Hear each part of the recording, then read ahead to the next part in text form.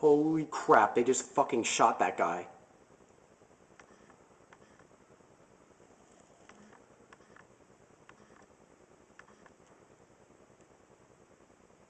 Holy freaking crap.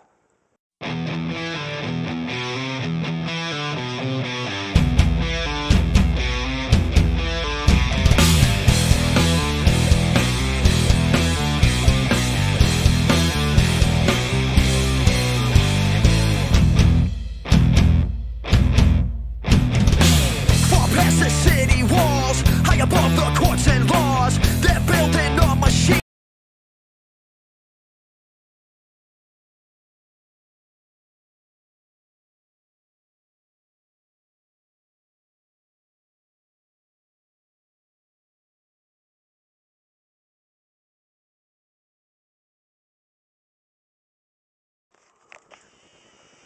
Okay, the guy just came outside holding the child with a baby that he was keeping hostage.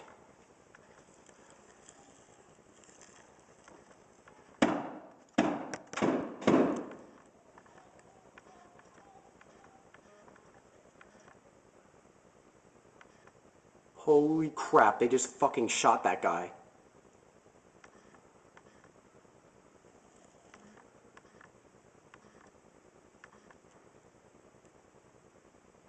Holy freaking crap.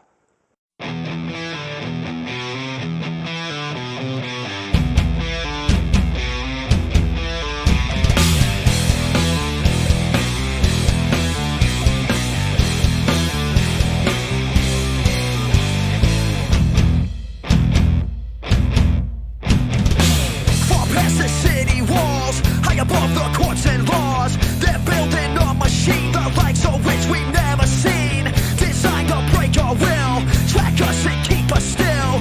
In the name of freedom, they will justify their every kill.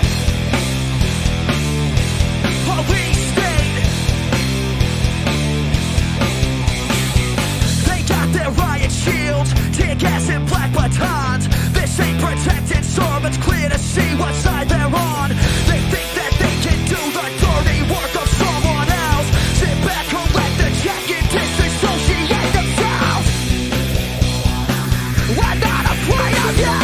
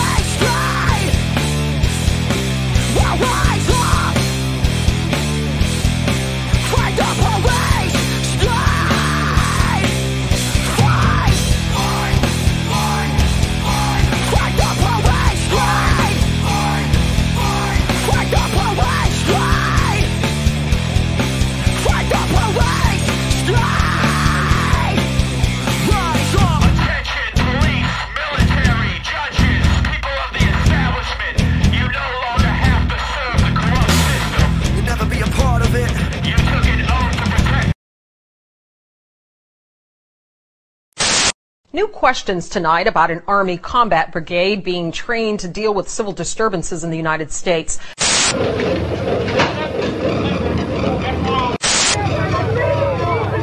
Under the provisions, would it be possible that an American citizen then could be declared an enemy combatant and sent to Guantanamo Bay and detained indefinitely? I think that as long as that individual, no matter who they are, if they pose a threat to the security of the United States of America, should not be allowed to continue that threat. To the police and the military, when you signed up, you took an oath to defend the Constitution against all enemies, foreign and domestic. But did you ever actually read that document? Was your oath sincere? Or were they just empty words? It's unfortunate that we would have to ask. But deep in your heart, I think you know exactly what I'm getting at. You're not stupid. You know full well that the government that you're working for has committed high treason. You know that they are criminals. You know full well that they have made themselves into enemies and of the people. You see what's happening, and you know where this is headed, and yet you continue to obey. So I ask you again, was your oath sincere? If so, when exactly were you planning to start honoring it? When exactly were you planning to start defending the Constitution? When everyone else is standing up? When it's popular? With your colleagues and your buddies? When you can do so without risking your job security? What is up, everyone? Where is the honor in that? Where is the honor in doing what's right only when you're pushed by the crowd? How is that courage? This is not a rhetorical question. Was your oath to defend the Constitution sincere? The real answer is in your actions, not in your words. And either way, history will remember.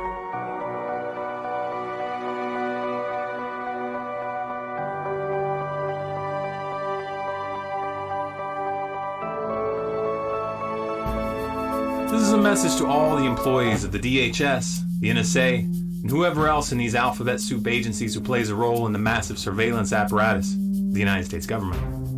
Listen, we know you're watching us. We know you're listening to our phone conversations, reading our emails, accessing our social media activities, reviewing our internet browsing history without warrants. Those of us who've been paying attention have known for a long time.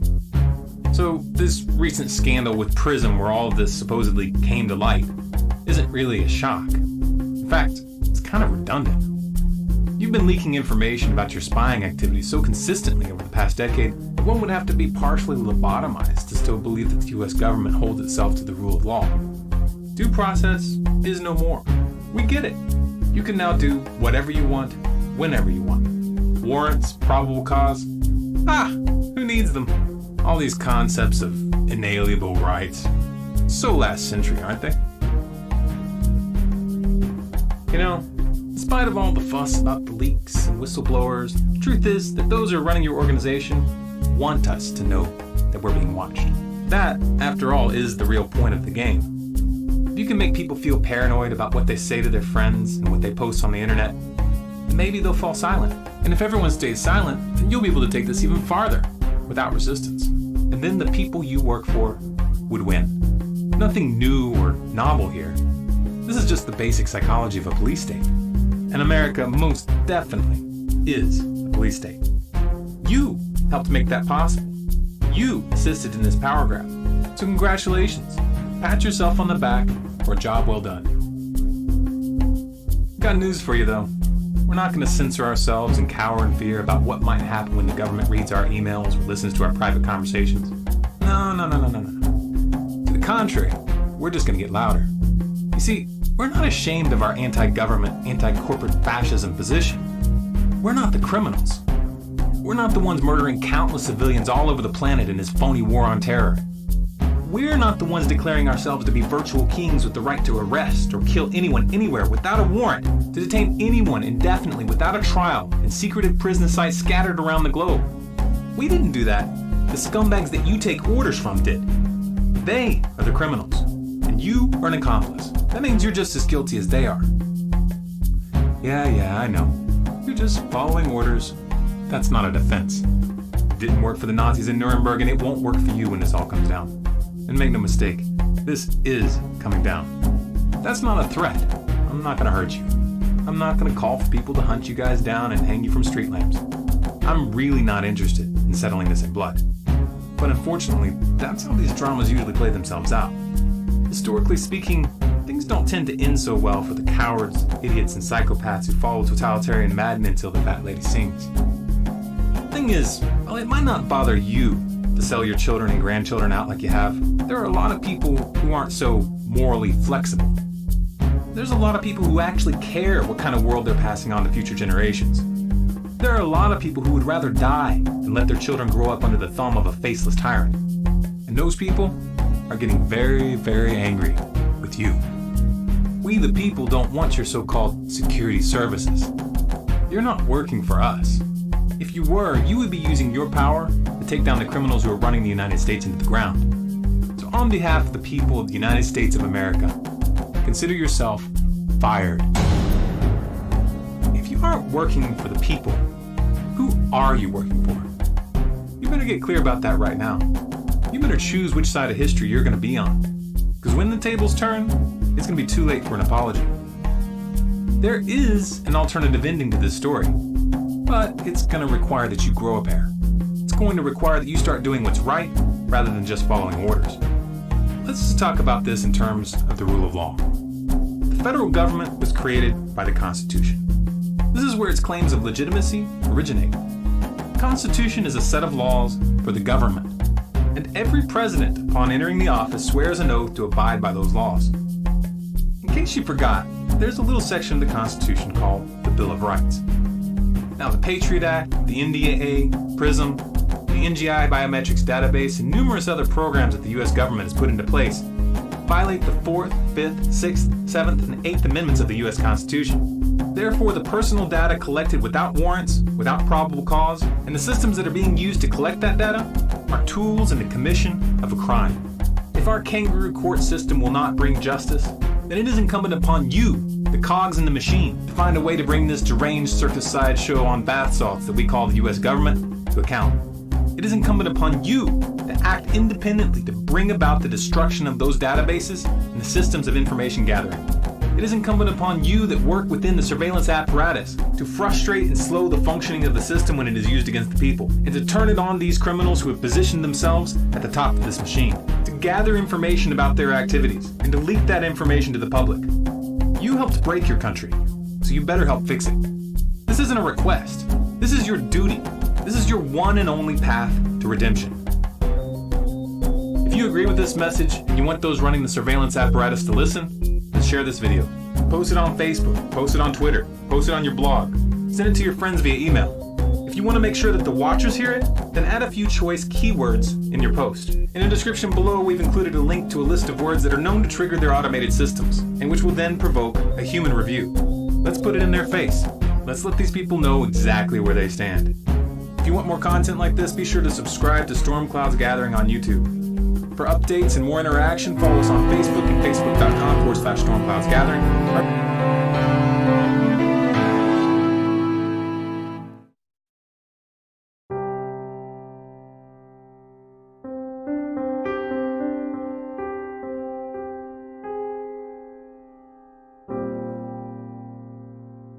You cannot begin to imagine in how many ways the world is the opposite of what you have been taught to believe.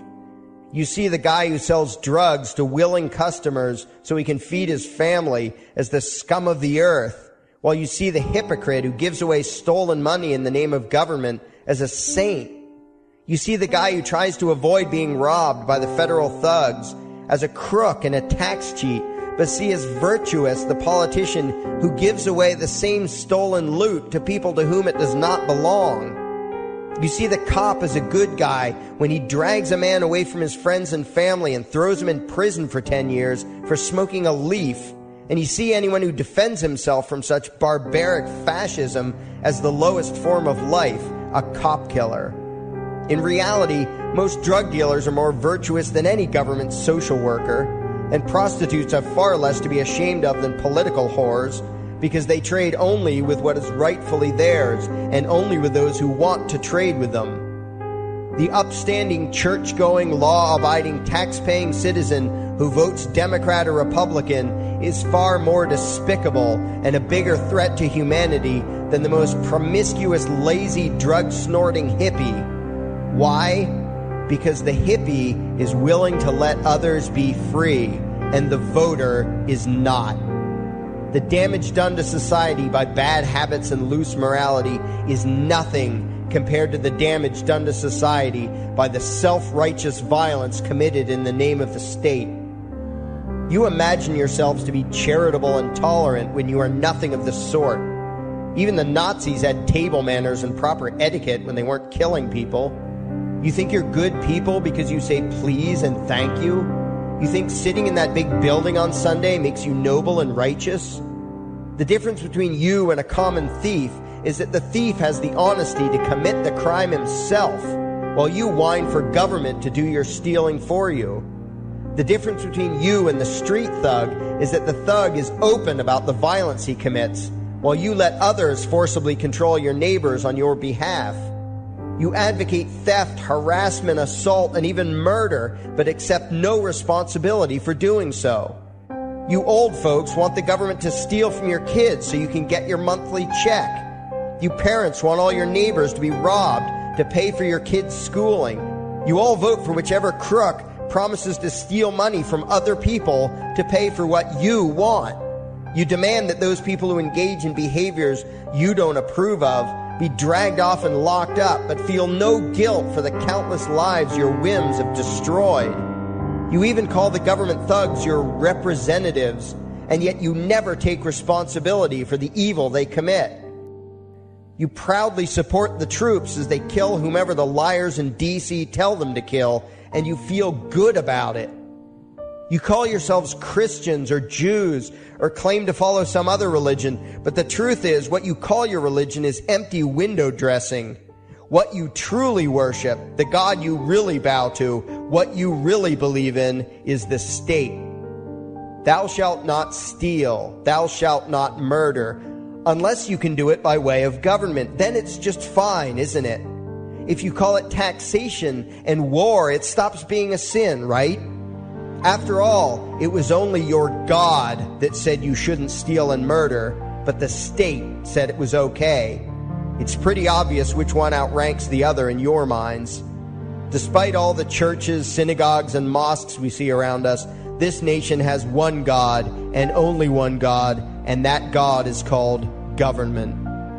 Jesus taught nonviolence and told you to love your neighbor, but the state encourages you to vote for people who will use the violence of government to butt into every aspect of everyone else's life.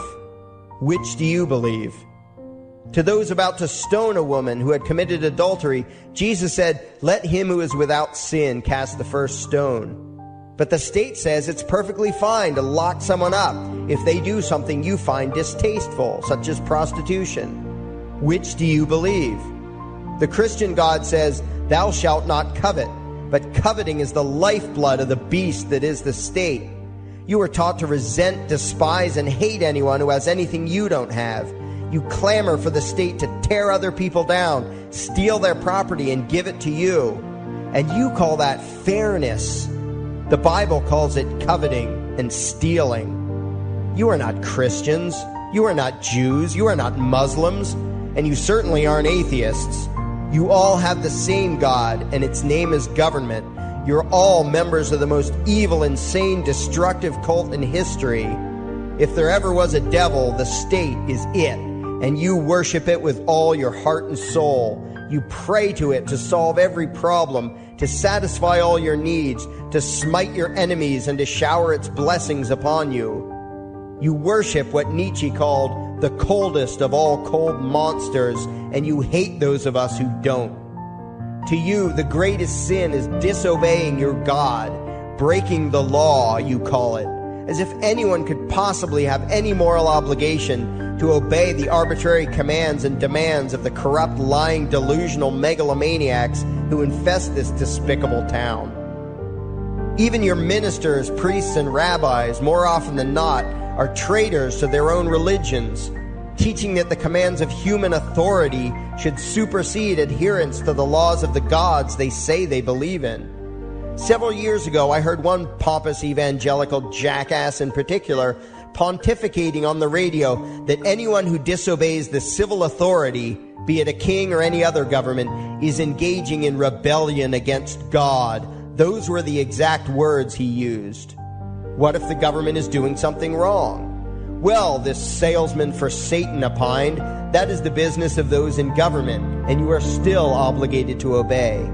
Everywhere you turn, be it the state or the church, the media or the schools, you are taught one thing above all else: the virtue of subjugating yourselves to mortals who claim to have the right to rule you.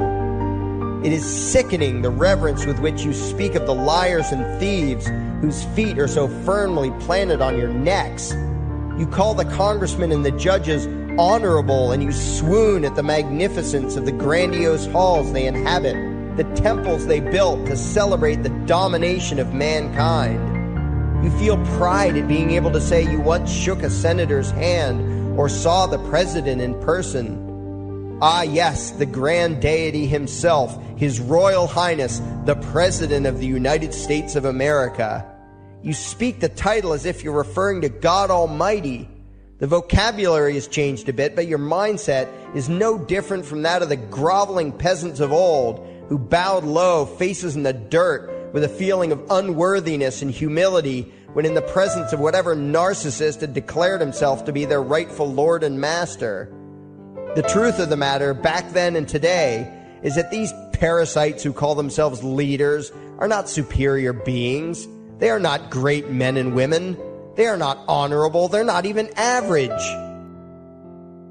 The people who earn an honest living, from sophisticated millionaire entrepreneurs to illiterate day laborers doing the most menial tasks you can imagine, those people deserve your respect. Those people you should treat with courtesy and civility. But the frauds who claim the right to rule you and demand your subservience and obedience, they deserve only your scorn and contempt. Those who seek so-called high office are the lowest of the low. They may dress better, have larger vocabularies, and do a better job of planning out and executing their schemes, but they are no better than pickpockets, muggers, and carjackers. In fact, they are worse, because they don't want to rob you of just your possessions. They want to rob you of your very humanity, deprive you of your free will, by slowly leeching away your ability to think, to judge, to act, reducing you to slaves in both body and mind. And still you persist in calling them leaders. Leaders? Where is it that you think you're going exactly that would require you to have a leader? If you just live your own life and mind your own damn business, exercising your own talents, pursuing your own dreams, striving to be what you believe you should be, what possible use would you have for a leader? Do you ever actually think about the words that you hear, the words that you repeat? You parrot oxymoronic terms such as the leader of the free world, even pretending for a moment that there is some huge journey or some giant battle that everyone in the entire nation is undertaking together that would require a leader. Why would you ever think, even for a moment, that the crooks that infest this town are the sort of people you should listen to or emulate or follow anywhere? Somewhere inside your mostly dormant brains, you know full well that politicians are all corrupt liars and thieves, opportunistic con men, exploiters, and fearmongers. You know all this, and yet you still speak as if you are the ones who are the stupid, vicious animals, while the politicians are the great, wise role models, teachers, and leaders without whom civilization could not exist. You think these crooks are the ones who make civilization possible? What belief could be more absurd? Yet when they do their pseudo-religious rituals, deciding how to control you this week, you still call it law, and continue to treat their arbitrary demands as if they were moral decrees from the gods that no decent person would ever consider disobeying. You have become so thoroughly indoctrinated into the cult of state worship that you are truly shocked when the occasional sane person states the bleeding obvious. The mere fact that the political crooks wrote something down and declared their threats to be law does not mean that any human being anywhere has the slightest moral obligation to obey. Every moment of every day, in every location and every situation, you have a moral obligation to do what you deem to be right, not what some delusional bloated windbag says is legal. And that requires you to first determine right and wrong for yourself, a responsibility you spend much time and effort trying to dodge. You proclaim how proud you are to be law-abiding citizens and express your utter contempt for anyone who considers himself above your so-called laws. Laws that are nothing more than the selfish whims of tyrants and thieves. The word crime once meant an act harmful to another person. Now it means disobedience to any one of the myriad of arbitrary commands coming from a parasitical criminal class. To you, the term crime is nearly synonymous with the word sin, implying that the ones whose commands are being disobeyed must be something akin to gods, when in truth they are more akin to leeches. The very phrase, taking the law into your own hands, perfectly expresses what a sacrilege it is in your eyes for a mere human being to take upon himself the responsibility to judge right from wrong and to act accordingly, instead of doing what you do, unthinkingly obeying whatever capricious commands this cesspool of maggots spews forth. You glorify this criminal class as lawmakers and believe that no one is lower than a lawbreaker, someone who would dare disobey the politicians. Likewise, you speak with pious reverence of law enforcers, those who forcibly impose the politicians' every whim upon the rest of us. When the state uses violence, you imagine it to be inherently righteous and just, and if anyone resists, they are, in your eyes, contemptible lowlifes, lawless terrorist criminals. Like the lawless terrorist criminals who helped slaves escape the plantations. Like the lawless terrorist criminals who helped Jews escape the killing machine of the Third Reich. Like the lawless terrorist criminals who were crushed to death under the tanks of the Red Chinese government in Tiananmen Square. Like all the lawless terrorist criminals in history who had the courage to disobey the never-ending stream of tyrants and oppressors who have called their violence authority and law. And that includes the lawless terrorist criminals who founded this country. Everything you think you know is upside down, backwards, and inside out. But what has to take the cake, the height of your insanity, is the fact that you view as violent terrorists the only people on the planet who oppose the initiation of violence against their fellow men. Anarchists, voluntarists, and libertarians. We use violence only to defend ourselves against someone who initiates violence against us. We use it for nothing else. Meanwhile, your belief system is completely schizophrenic and self-contradictory. On the one hand, you teach the young slaves that violence is never the answer. Yet out of the other side of your mouths, you advocate that everyone and everything, everywhere and at all times be controlled, monitored, taxed, and regulated through the force of government. In short, you are teaching your children that the masters may use violence whenever they please, but the slave should never resist. You indoctrinate your children into a life of unthinking, helpless subservience. You are putting the chains around their little necks and fastening the locks tight. And worst of all, you feel good about it. Out of one side of your mouths, you condemn the evils of fascism and socialism and lament the injustices of the regimes of Hitler, Stalin, and Mao. While out of the other side of your mouths, you preach exactly what they did. The worship of the collective, the subjugation of every individual to that evil insanity that wears the deceptive label, the common good. You babble on and on about diversity and open-mindedness, and then beg your masters to regulate and control every aspect of everyone's lives, creating a giant herd of unthinking conformist drones. You wear different clothes and have different hairstyles, and you think that makes you different. Yet all your minds are enslaved to the same club of masters and controllers. You think what they tell you to think and do what they tell you to do while imagining yourselves to be progressive, thinking, and enlightened. From your position of relative comfort and safety, you now condemn the evils of other lands and other times while turning a blind eye to the injustices happening right in front of you. You tell yourself that Had you lived in those other places, in those other times, you would have been among those who stood up against oppression and defended the downtrodden. But that is a lie.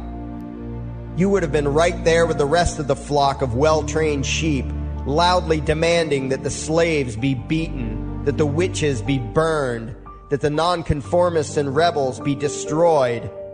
How do I know this? Because that is exactly what you are doing today. Today's injustices and oppressions are fashionable and popular, and those who resist them, you tell yourselves, are just malcontents and freaks, people whose rights don't matter, people who deserve to be crushed under the boot of authority. Isn't that right? You bunch of spineless, unthinking hypocrites, look in the mirror. Take a good look at what you imagine to be righteous and kind. You are the devil's plaything. The crowds of thousands wildly applauding the speeches of Adolf Hitler, that was you. The mob demanding that Jesus Christ be nailed to the cross, that was you. The white invaders who celebrated the wholesale slaughter of those godless redskins, that was you.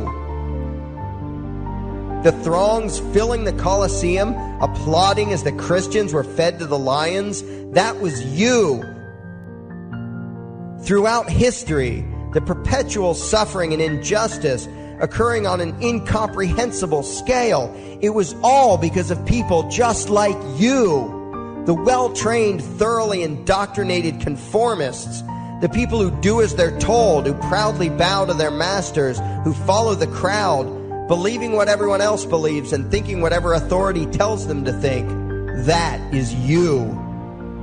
And your ignorance is not because the truth is not available to you. There have been radicals preaching it for thousands of years. No, you are ignorant because you shun the truth with all your heart and soul. You close your eyes and run away when a hint of reality lands in front of you. You condemn as extremists and fringe kooks those who try to show you the chains you wear because you don't want to be free. You don't even want to be human. Responsibility and reality scare the hell out of you, so you cling tightly to your own enslavement and lash out at any who seek to free you from it. When someone opens the door to your cage, you cower back in the corner and yell, "Close it, close it." Well, some of us are finished with trying to save you. We've wasted enough effort trying to convince you that you should be free. All you ever do is spout back what your masters have taught you, that being free only leads to chaos and destruction, while being obedient and subservient leads to peace and prosperity. There are none so blind as those who will not see. And you nation of sheep, would rather die than see the truth.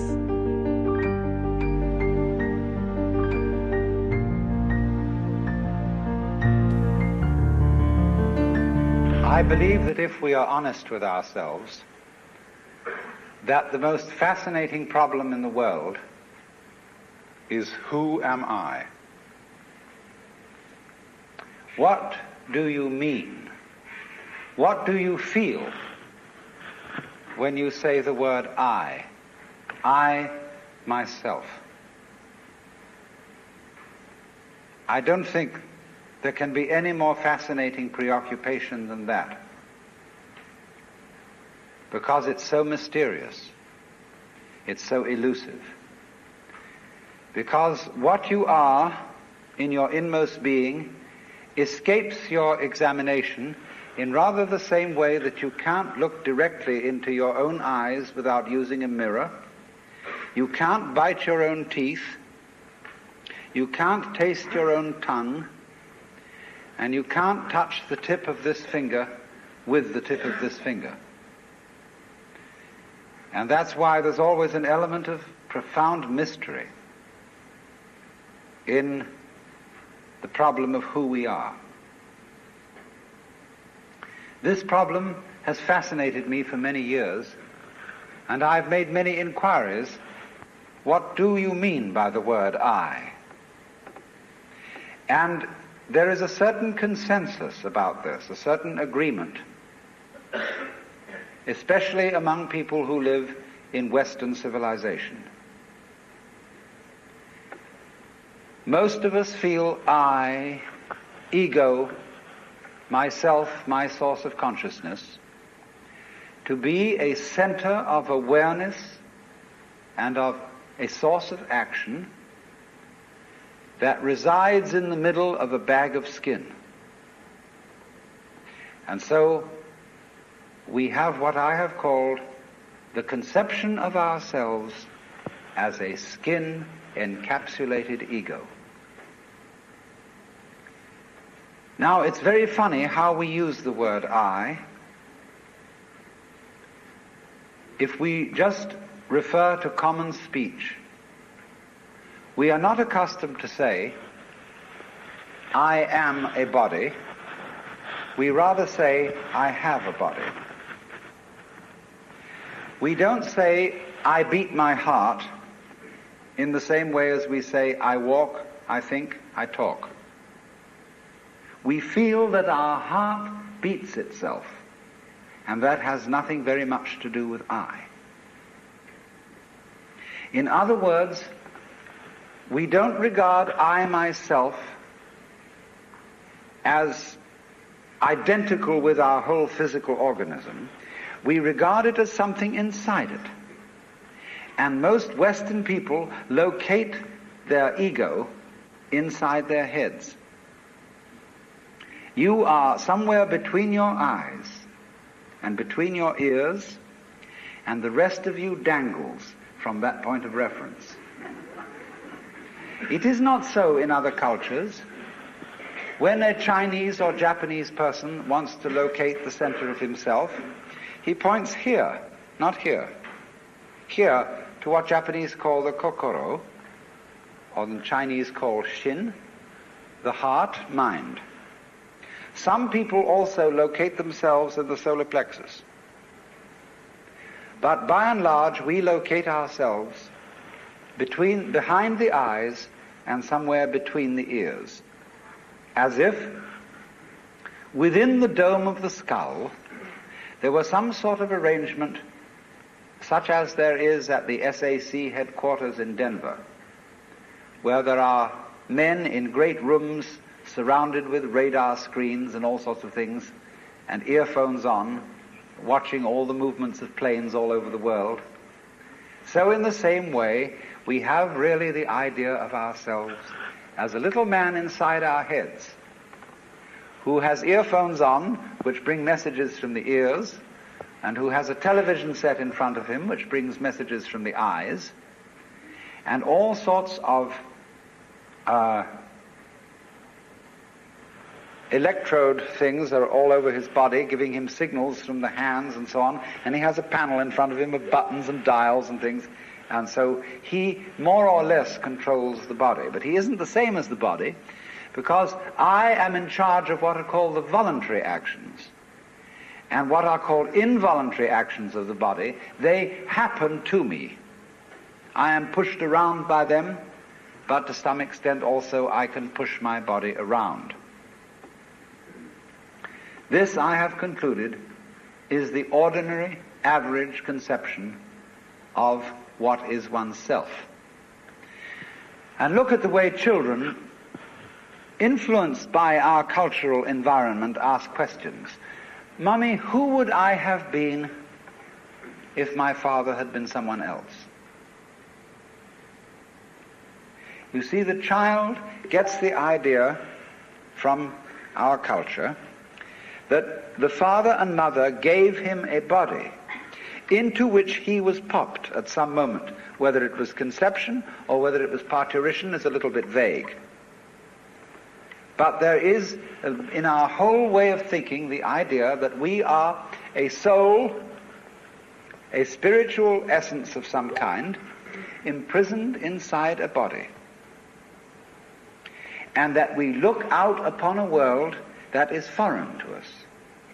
In the words of the poet Houseman, I, a stranger and afraid, in a world I never made. And so, therefore, we speak of confronting reality, facing the facts. We speak of coming into this world. And this whole sensation that we are brought up to have of being an island of consciousness locked up in a bag of skin, facing outside us a world that is profoundly alien to us in the sense that what is outside me is not me. This sets up a fundamental sensation of hostility and estrangement between ourselves and the so-called external world. And therefore, we go on to talk about the conquest of nature, the conquest of space, and view ourselves in a kind of battle array towards the world outside us. I shall have much more to say about that in the second lecture. But in the first now, I want to examine the strange feeling of being an isolated self. Now, actually, it is absolutely absurd to say that we came into this world. We didn't. We came out of it. What do you think you are? Supposing this world is a tree. Are you leaves on its branches, or are you a bunch of birds that settled on a dead old tree from somewhere else? Surely, everything that we know about living organisms from the standpoint of the sciences shows us that we grow out of this world, that we, each one of us, are what you might call symptoms of the state of the universe as a whole. But you see, that is not part of our common sense. Western man has for many centuries been under the influence of two great myths. When I use the word myth, I don't necessarily mean falsehood. To me, the word myth signifies a great idea in terms of which man tries to make sense of the world. It may be an idea, it may be an image. Now, the two images which have most profoundly influenced Western man are, number one, the image of the world as an artifact, like a carpenter's table or a jar made by a potter. Indeed, in the book of Genesis, there comes the idea that man was originally a clay figurine made out of the earth by the Lord God, who then breathed into this clay figurine and gave it life.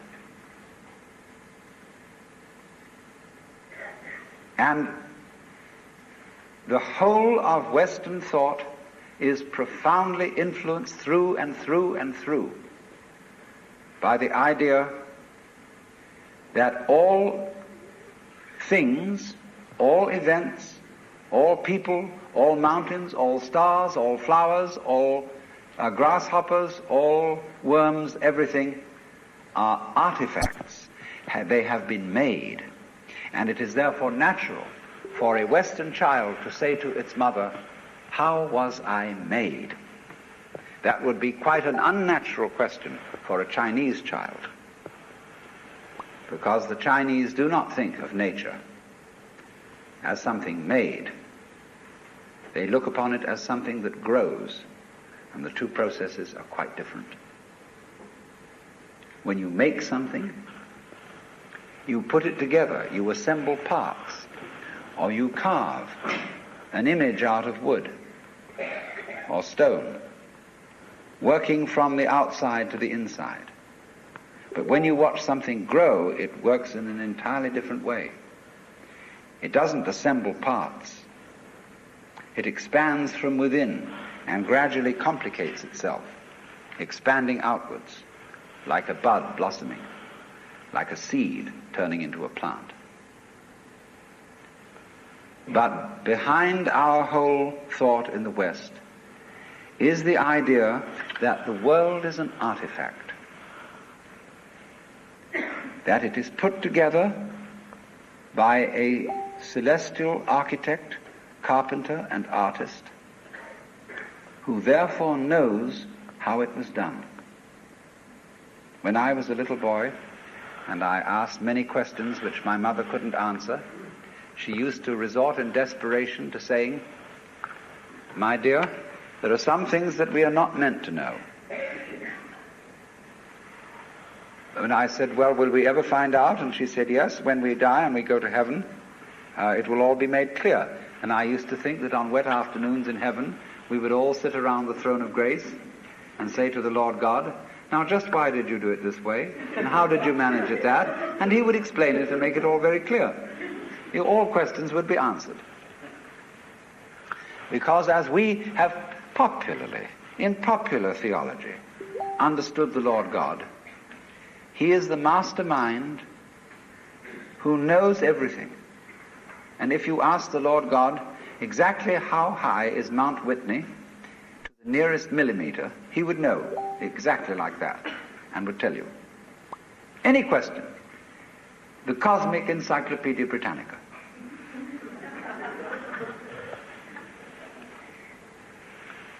Unfortunately, this particular image or myth became too much for Western man because it was oppressive. To feel that you are known through and through and watched all the time by an infinitely just judge. I have a friend, a very enlightened woman. She's a Catholic convert, but a very enlightened Catholic.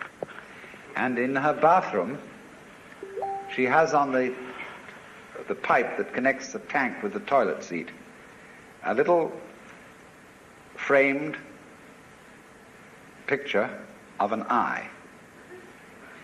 And underneath in Gothic letters is written, "Thou God seest me."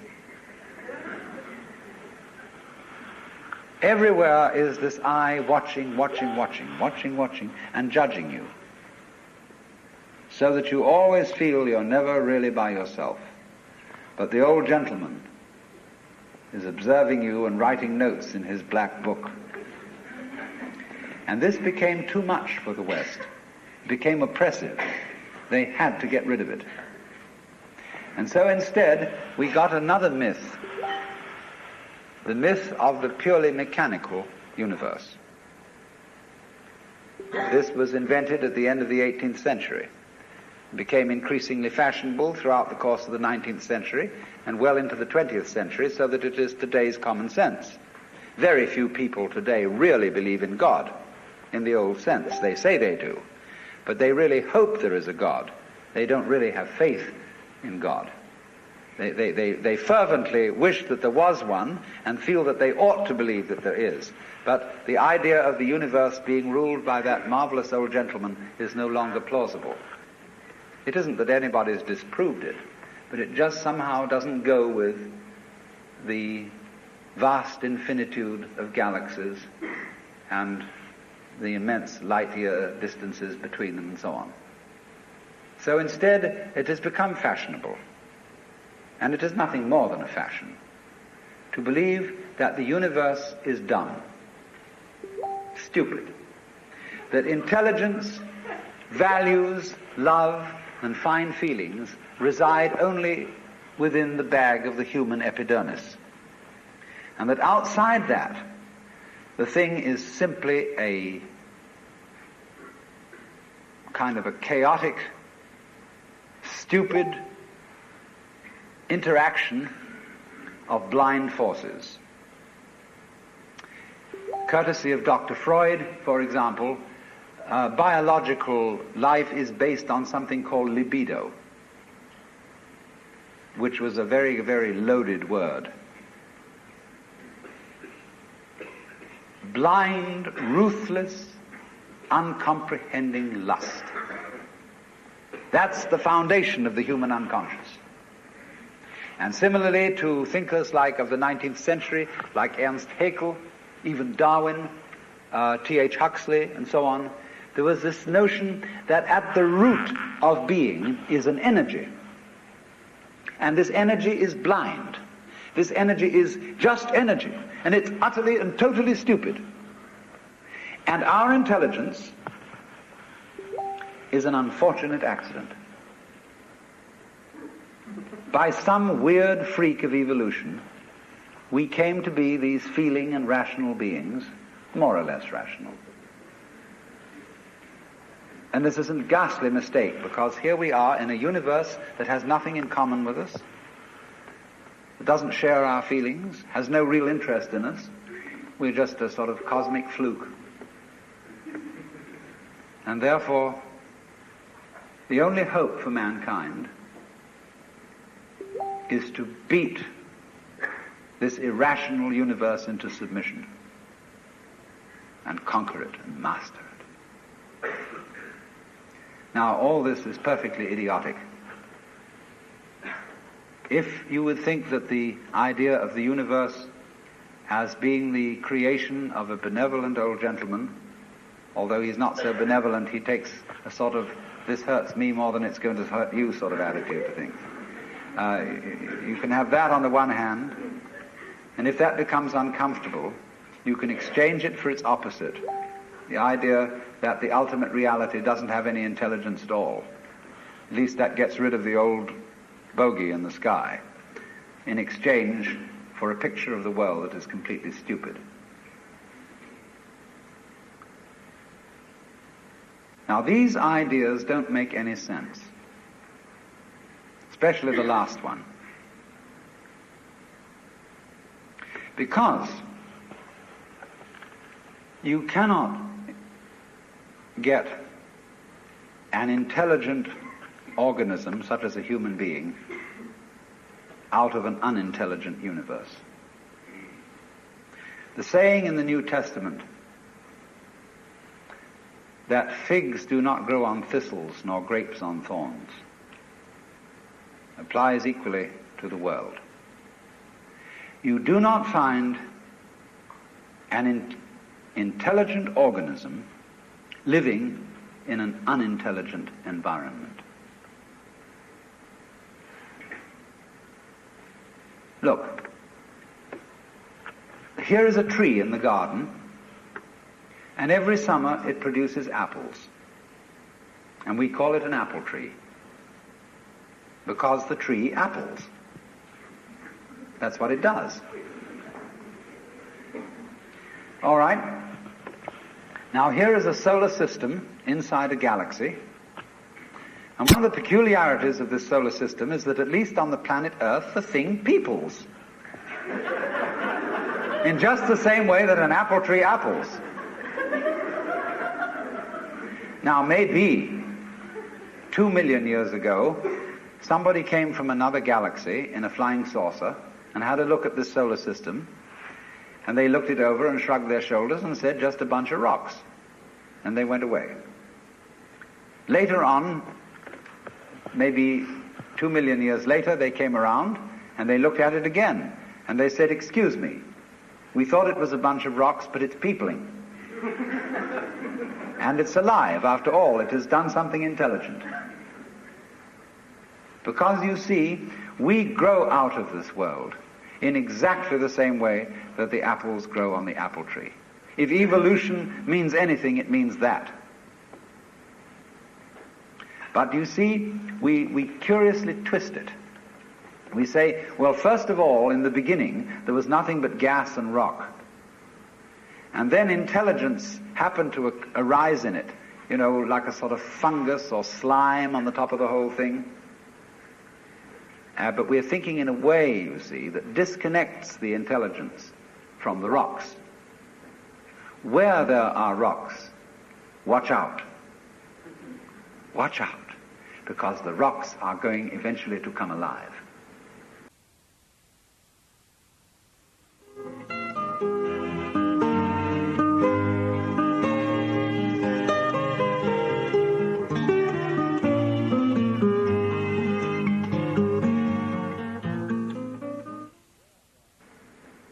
Where there are rocks, watch out, watch out, because the rocks are going eventually to come alive, and they're going to have people crawling over them.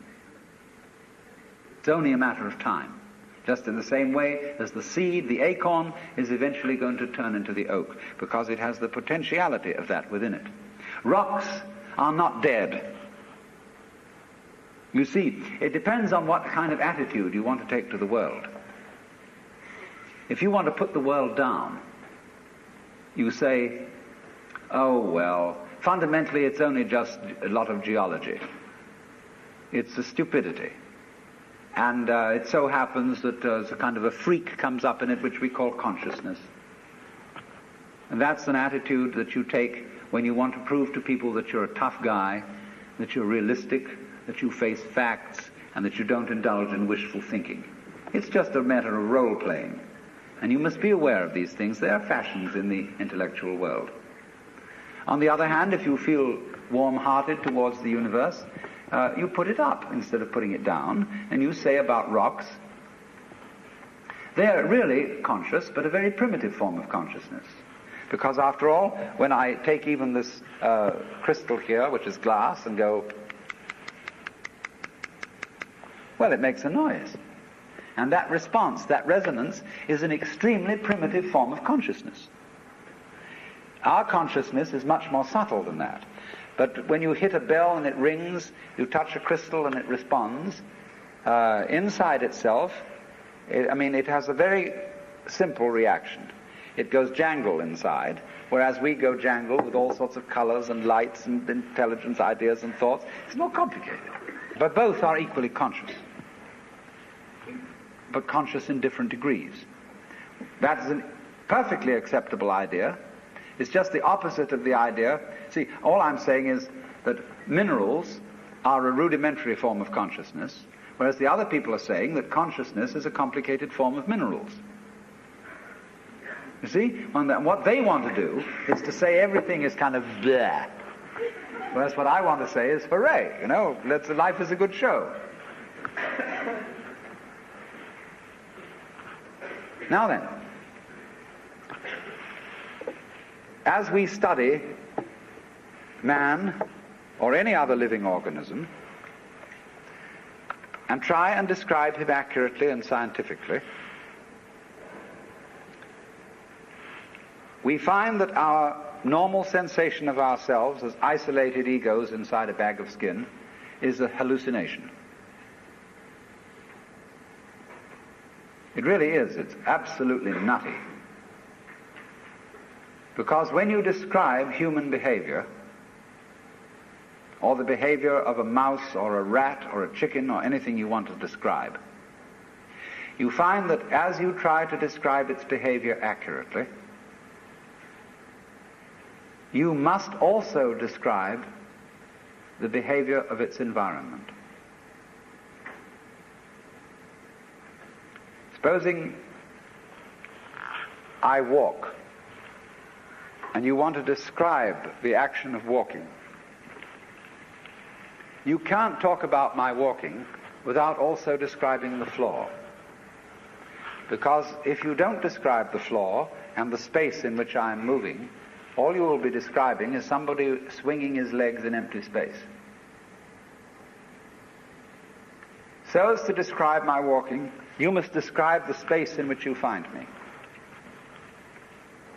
You couldn't see me unless you could also see my background, what stands behind me. See, if the boundaries of my skin were coterminous with your whole field of vision, you wouldn't see me at all. You would see my bright red vest instead. That's why I put it on this evening, to demonstrate this point. And that would be the thing that filled your field of vision, that was the thing standing there. You wouldn't see me, because in order to see me, you have to see not only what is inside the boundary of my skin, but you have to see what is outside it too. Now that's terribly important. Really, the fundamental, ultimate mystery, the only thing you need to know to understand the deepest metaphysical secrets, is this: that for every outside there is an inside, and for every inside there is an outside. And although they are different, they go together. There is, in other words, a secret conspiracy between all insides and all outsides, and the conspiracy is this: to look as different as possible, and yet underneath to be identical, because you don't find one without the other. Like Tweedledum and Tweedledee agreed to have a battle.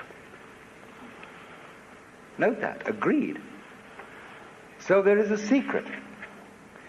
What is esoteric, what is profound, and what is deep is what we will call the implicit. What is obvious and on the open is what we will call the explicit. And I and my environment, you and your environment, are explicitly as different could be. But implicitly, you go together. And this is discovered by the scientist when he tries, as the whole art of science is to describe what happens exactly. And when he describes exactly what you do, he finds out that your behavior is not something that can be separated from the behavior of the world around you. He realizes then that you are something that the whole world is doing. Just as when the sea has waves on it, well, right, the sea, the ocean is waving. And so each one of us is a waving of the whole cosmos, the entire works, all there is. And with each one of us, it's waving and saying, yoo-hoo, here I am. Only it does it differently each time, because variety is the spice of life. But you see, the funny thing is, we haven't been brought up to feel that way. Instead of feeling that we, each one of us, are something that the whole realm of being is doing, we feel that we are something that has come into the whole realm of being as a stranger. When we were born, we don't really know where we came from, because we don't remember. And we think when we die, that's just going to be that. Some people console themselves with the idea that they're going to heaven, or that they're going to be reincarnated, or they're going to Summerland or something, you know. People don't really believe that. But for most people it's plausible. The real thing that haunts them is that when they die, they're going to sleep and never going to wake up. They're going to be locked up in the safe deposit box of darkness forever. But that all depends, you see, upon a false notion of what is oneself. Now, the reason why we have this false notion of ourselves is, as far as I can understand it, that we have specialized in one particular kind of consciousness. Being very general and rough, we have two kinds of consciousness. One I will call the spotlight, and the other the floodlight. The spotlight is what we call conscious attention. And that is trained into us from childhood as the most valuable form of consciousness. When the teacher in class says, "Pay attention," everybody stares and looks fast at the teacher like that. What is up, everyone? Cheers! True Patriot here, also known as CC2 Arms. And I guess I'm live. Oh, wow. I hope this microphone's working. I just now got everything back set up. Of course, many of you know I've been offline for, I don't know, just over a week now. I figured it was time to give all my electronics a rest, so I did have to reinstall Windows on a PC. I had to reinstall Kali Linux on the laptop, and I had to download and reinstall a different version of Android on the only wireless device that I have. So I don't know how everything's working. I hope that the audio has But the audio's working as far as this microphone's concerned. I did just now get it back installed. I haven't even used it since getting it back installed. Pull up chat over here where I can see. Can't host you on YouTube. Well, that's weird. I don't know why that is. I guess I'm surprised, really, that YouTube's even allowing me to live stream. Can't host you on YouTube. Fuck YouTube. You know what? Just fuck Google in general. Fuck Comcast. Fuck Time Warner. Fuck AOL. Fuck all them big tech companies. Hope everyone's doing well. I'm glad to see that this government shutdown. Oh, that's a joke. Let's talk about politics for a minute. A government shutdown. Has anyone experienced any issue or anything other than what's been broadcast on their local news affiliates to illustrate how or why a government has been so-called shut down? Has anyone seen anything that suggests that the government is in fact shut down? I say that because I've seen some feds driving around today. So am I to presume that they're all working and not getting paid, or are they getting paid? Oh wait, let me see. That would constitute an essential service, so I guess they are getting paid. So I heard on that fucking on the so-called mainstream media last night, the news said that there was, I don't know what their total number is, 800 and something thousand people that were so-called without pay. And that was funny to me because I thought, well, what kind of fucking moron goes to work at a job that he's not getting paid for? Who would do that? If your so-called employer told you, hey, look here, I'm going to need you to work, well, I'm going to need you to keep on working. Now, I'm not going to pay you, but I do need to let you keep on working, and you do need to come into work. Would you do it? Would you still come to work? So when I hear about all these people that are allegedly without work as the result of a so-called government shutdown, I'm sorry, I just don't buy it. I just don't buy it. And if you are that fucking ignorant or pathetic that you would still work your job and not get paid for your job, or if you can financially afford to do so, I guess so be it. But most of us couldn't afford to work our job without getting paid. So if you're allowing your kids to go hungry, allowing your rent to not get paid so that you can keep working at a job that doesn't pay you, you're a fucking idiot and you deserve whatever you get. Now, that being said, I did research the issue a little bit, and to the best of my research, what I could ascertain was that the only ones that I could prove were being asked to work but actually were not getting paid would be stuff like TSA agents.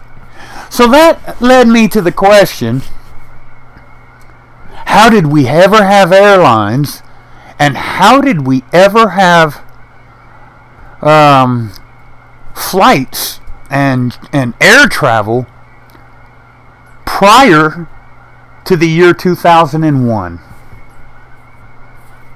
Or, excuse me, wouldn't it be 2002? I say that because if I am not mistaken, the whole Homeland Security bullshit and all the bullshit that the American public, the tyranny that the American public was made to experience, was the result of the Patriot Act and the subsequent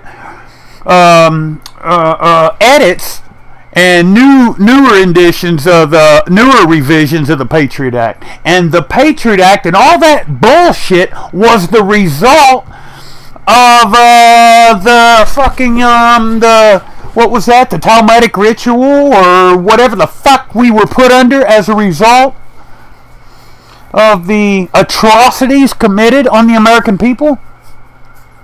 September 11th, 2001. So how did we fly, and how was flights worldwide doing so well prior to there ever being a TSA? The reason that I posed that question is because if the only adverse effect that the so-called government shutdown is causing is that TSA is not able to pay so-called TSA agents, who gives a fuck? I mean, seriously, does that impact any of us?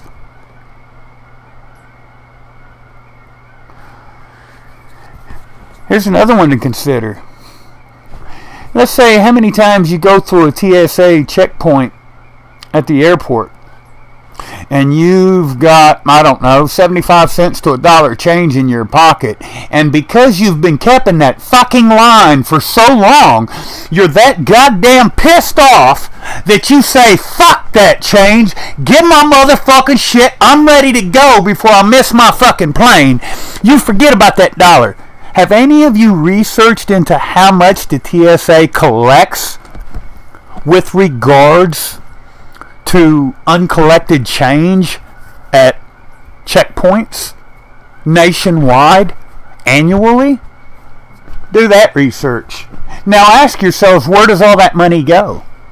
That goes right. The TSA keeps that shit. Anyway, I digress. I'm thankful that I am able to live stream. I am happy to be back on here. Well, not really. I'm not really technically happy about it because the world is shit. I've pretty much, within reason, given up on humanity. I know. I'm going to hear that same argument again and again. Oh, there's still good people in the world. Yeah, well, the 3 or 4 of us in the world, we know who we are, and the rest of you ain't worth a fuck. Your lives and how you live them are the example, and the only example that anybody needs. Yep, YouTube is dead. YouTube is corrupt.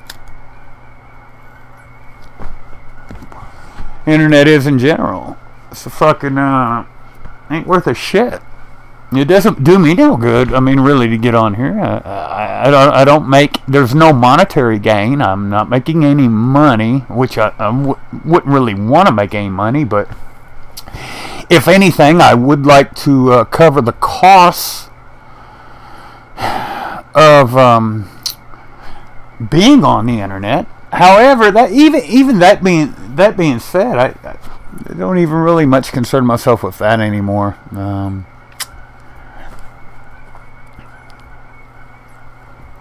I don't even know how to get on that D-Live. I set up the caster thing, and I set it up at the same time I set up the D-Live shit or whatever, and I don't know how to log in, and even if I did know how to log in, I don't even know that there would be any point in logging in. I mean, what $6, $7, $8, $100, even if it was $1,000, it just really wouldn't be worth it to me to log in.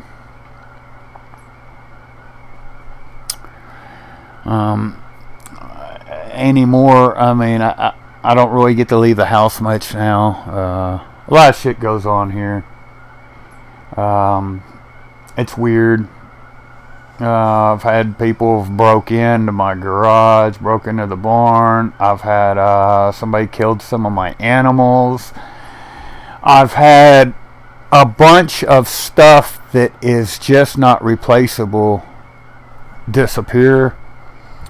I'm not going down with the ship by any means, but I am in a position in the world in which I'm going down. Things are getting odd, real quick, and you know. Hey, but on a more positive note, it's about time to start growing things again. I've got that to look forward to.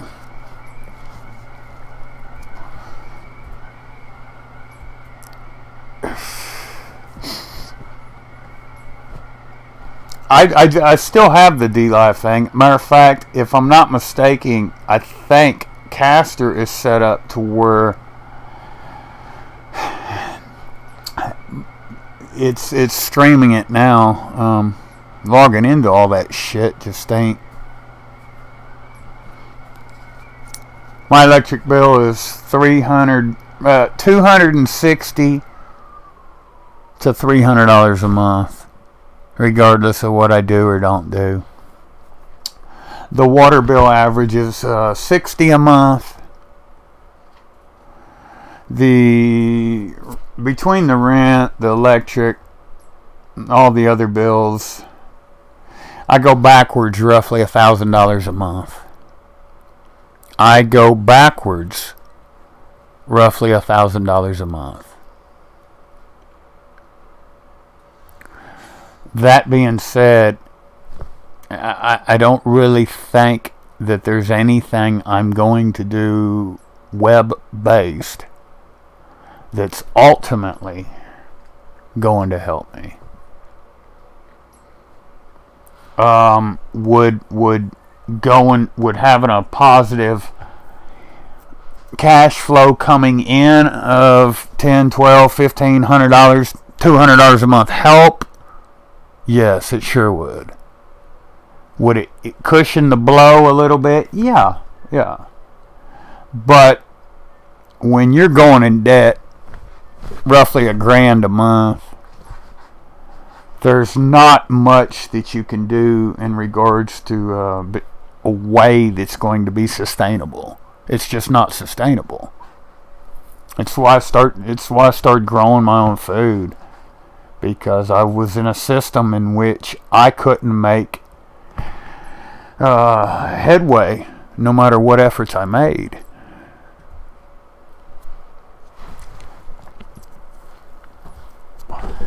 I could set my computer up and I could mine now, but when I looked into hell, the best one I could have done would have been either Litecoin or Ethereum mining, and both of those I would have basically broke even. Well, actually, I on the Litecoin, I would have averaged about a $12 to $15 a month profit after the light bill and the cost to mine were paid. I still keep trying to keep an online presence just for the sake of hopefully, maybe if people would think about a lot of stuff, things would be different. I do sincerely wish that society could change and that there was hope and optimism that actual change was possible.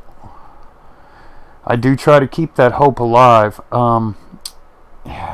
It's a rough one for a lot of us nowadays.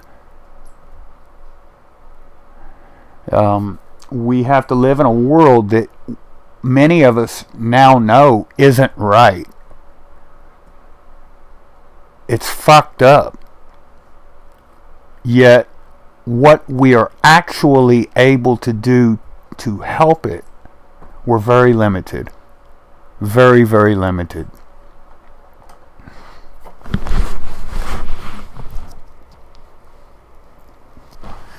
Twitch. I've had a Twitch for years. I've never really cared for Twitch either, because the idea that I would ever have to charge a person just to be my friend, I can't do that, And with regards to Twitch specifically, I could listen to a stream, I can watch a stream, but if I want to like the stream, if I want to comment the stream, if I want to subscribe to the streamer, if I want to follow the streamer, if I want to do anything, then I have to pay for any of that. And to me, I'm not gonna look. I want to be friends with everyone, everyone and everything. It's not really helpful if we're trying to charge the world for what we do. Oh, this government shutdown shit. I am so sick of hearing about that. I'm sitting here looking through the, unfortunately, I'm looking through politics, looking through specifically U.S. politics. I'm so sick of hearing about this shutdown. I had made the comment weeks ago, the government should not stay shut down too long, or people will realize that they don't need a government. So I'm led to believe that the so-called government has been partially shut down for a month. Yet, what has been shut down? Looks like status quo is being maintained.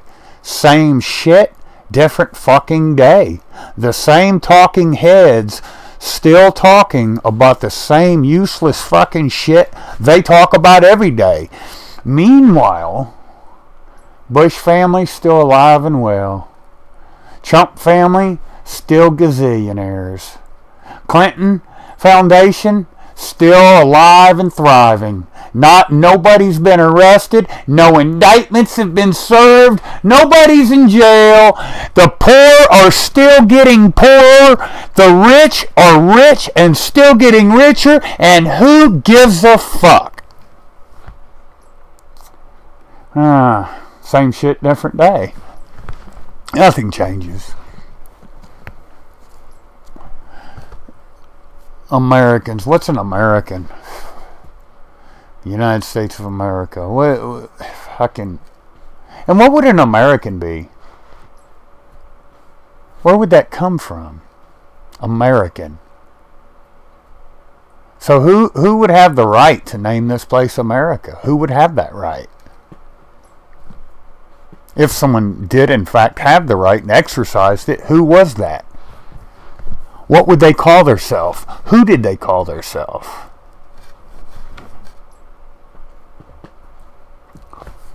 America. This continent allegedly is North America. When did it get that title? When did it get that name? It seems to me that a lot of the stuff here is a lot older or younger, depending on perspective, than we're led to believe. I don't believe any of it, truthfully. I don't buy one fucking piece of it. I think it's a bunch of shit. They feed us shit, keep us in the dark. Yeah, but when were guns invented? I say when were guns invented because we know that energy weapons, directed energy weapons specifically, were used thousands and thousands and thousands and thousands of years ago. As illustrated by the green glass in the desert in some places of the world. If somebody were interested, they could do that research. Now they will, when you look into that research, they will allege that it was the evidences of a thermonuclear war that occurred many thousands of years ago. I don't know if that was true. I don't know if that was not true. I do know that to create green glass from sand, it takes significant heat. A lot more heat than what is created or produced naturally. A lot of interesting subjects. I was sitting here last night. I have not watched TV. I do watch movies. I don't really typically watch TV per se. I do watch movies. I was sitting here last night and I was thinking, man, I wonder what there'll be to watch. Well, fuck, I've not watched TV in so long. Let me turn a TV on. And there was some previews being displayed for that movie Replicas. If anybody has not watched that movie yet, don't watch it. Well, I guess go ahead and watch it. It was profoundly disturbing to me. Yeah, it was disturbing as shit. I watched it, what was it, two or 3 weeks ago. Oh. Excuse me, let an animal in, folks. Come on, big cat. Apologies for that little brief interruption. I had to let a big old black kitty in the house. Cold, wet, rainy. Well, actually, it's not very cold. It is pretty wet and rainy. Seems that now my browser magically decided to shut down in my brief 4-second absence. How odd. Well, I guess it's not odd. I guess I should be used to this kind of shit. Anytime you're on Joogle, it's... Oh, wait, it's not Joogle. I meant Google. Yeah, it's funny. Funny. Don't know where my... Now I've lost chat. Let me try to pull chat back up here. I'm looking. Oh, there's chat. Okay. Yeah, the Replicas movie was... It was disgusting. But they've had all of that technology for quite some time. I remember when I first started doing research into the Illuminati cloning centers. That was... Oh, when was that? Roughly around 96? 97? Something to that, around then.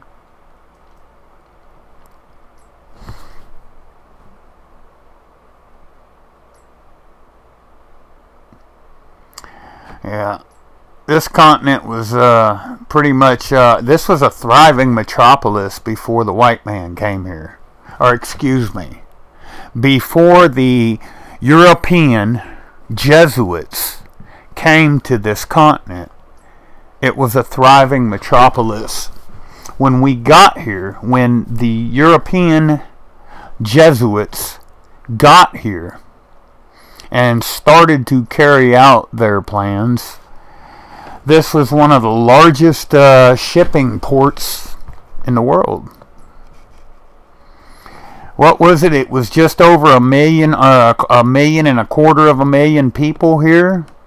And then within the first 6 months, those numbers were down to 300,000, give or take a few.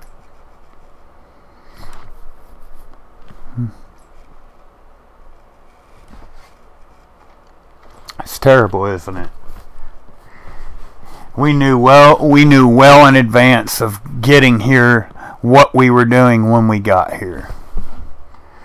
They had that little plan. And their little Trinity plan had 3 parts. It comprised of 3 factions. You had your financial faction, which was operated out of London Center. You had your spiritual faction, which was operated out of the Vatican City. And then you had your military faction. And that was going to be... The base of operations for that would be in what was later going to be called America. But even prior to that plan getting off the ground, there was already works being done, put into place, so that things later on could be established. It's real easy when you think about the idea of getting rid of history and rewriting history. It's real easy to put into place what you need to do to accomplish that feat. If, let's say, for instance, you want to get rid of a bloodline and replace it with another bloodline. Or maybe you want to get rid of entire subspecies of all of this stuff. It's not as hard to do as people think. Most of what's happened people think that it would be too vast of a plan for it to even be possible, and that it would take a long time. And they use those two variables as their justification for not believing that most of life is a deception. It gets real easy when you think about the fact that people are not allowed to communicate. Even more so, people are prevented from communicating with each other. That's why when I've spent a lot of time talking in years past about language. We use babble, you know. It's corrupt. It doesn't really have any meaning. So much becomes lost in translation when you're not able to communicate. And then if you have another system operating parallel with a system, and that system is capable of coherent communication, it's real easy to run stuff. Or you hear stuff like united we stand. Well, how could we ever unite? We can't even communicate with each other. How can we unite? Whereas you've got this other system, and it has a form of communication that is corruption free. It has a form of communication that always means what it means. A universal language, so to speak. Of course, that system is going to be supreme. And with regards to language and what I'm speaking about specifically, I'm talking about symbols. They use symbols because the symbols are corruption free. If I say the word fuck, depending on the context, depending on the specific geographic location that I'm at, depending on the language I'm speaking, depending on who I'm talking to, depending on a myriad of other variables, the word has many, many meanings. Now, in contrast, what if I hold up a stop sign? You see how that works? If I say the word fuck, I might confuse you, or you might understand what I'm talking about. Yet, if I hold up a stop sign, within reason, I can go anywhere on this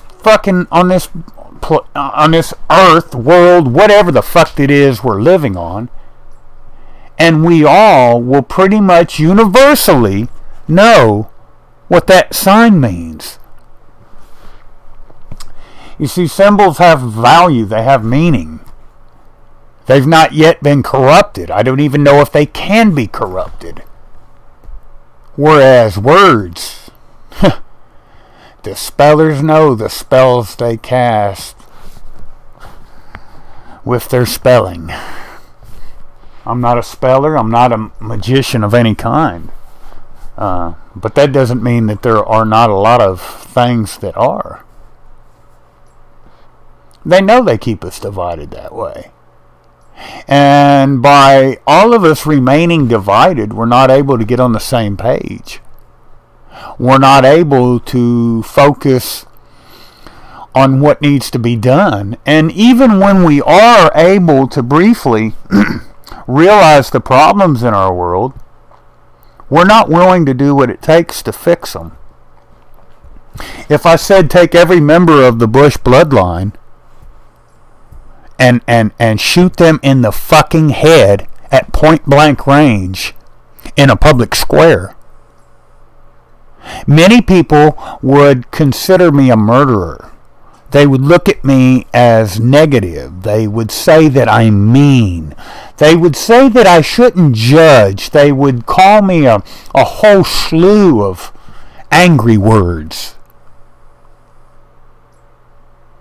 It doesn't matter that the Bush bloodline, and there's others. I'm not just picking on the Bush bloodline like they're the only problem in society. They're a big one, but there's a lot of bloodlines. And at the same time, most of society is not willing to do what it takes to fix the problems. Yet we bitch and we complain and we live with a detriment. And then when we think in terms of solution, nobody's willing to do what it takes. You know the Clinton family's evil. You know the Bill and Linda Gates Foundation kills tens of thousands of people all the time.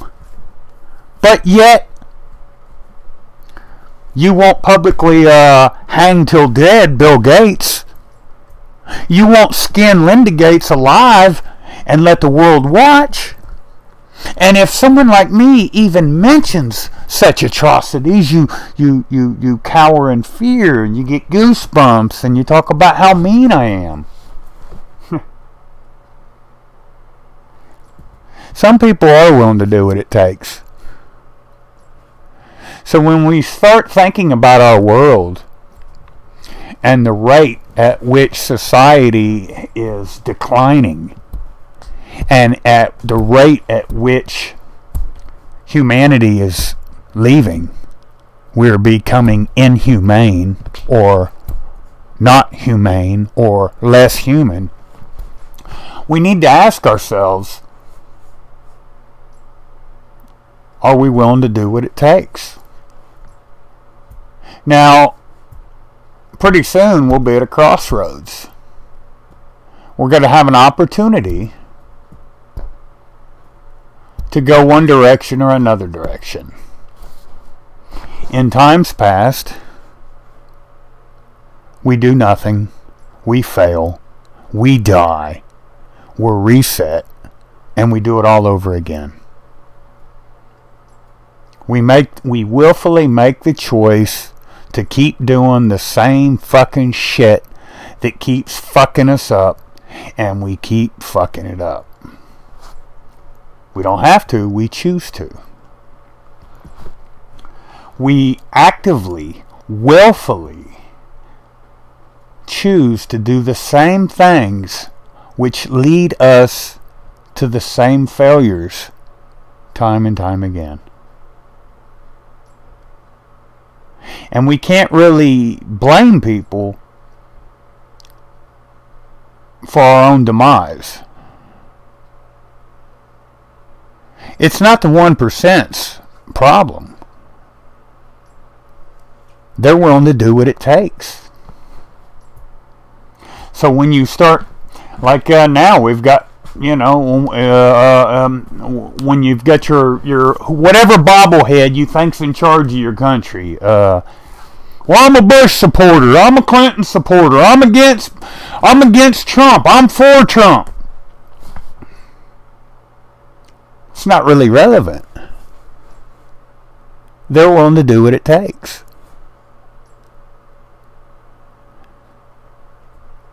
That's why they make up such a small minority. The 1% so-called ruling class, they are the ruling class because they're willing to do what it takes. And sometimes what it takes to get a job done isn't nice. Now, some jobs are messy. Some jobs require you to smell like shit. Some jobs require for you to really get your fucking hands dirty. The unfortunate thing is most are never willing to get their hands dirty. And they try to have this optimistic role where they say, there's got to be a better way. There's got to be another way. I'll just keep picking the lesser of two evils until something better comes along. And the problem with that mentality is it requires failure. It requires you to not do what it takes, but to instead do what's comfortable. Take the lesser of two evils.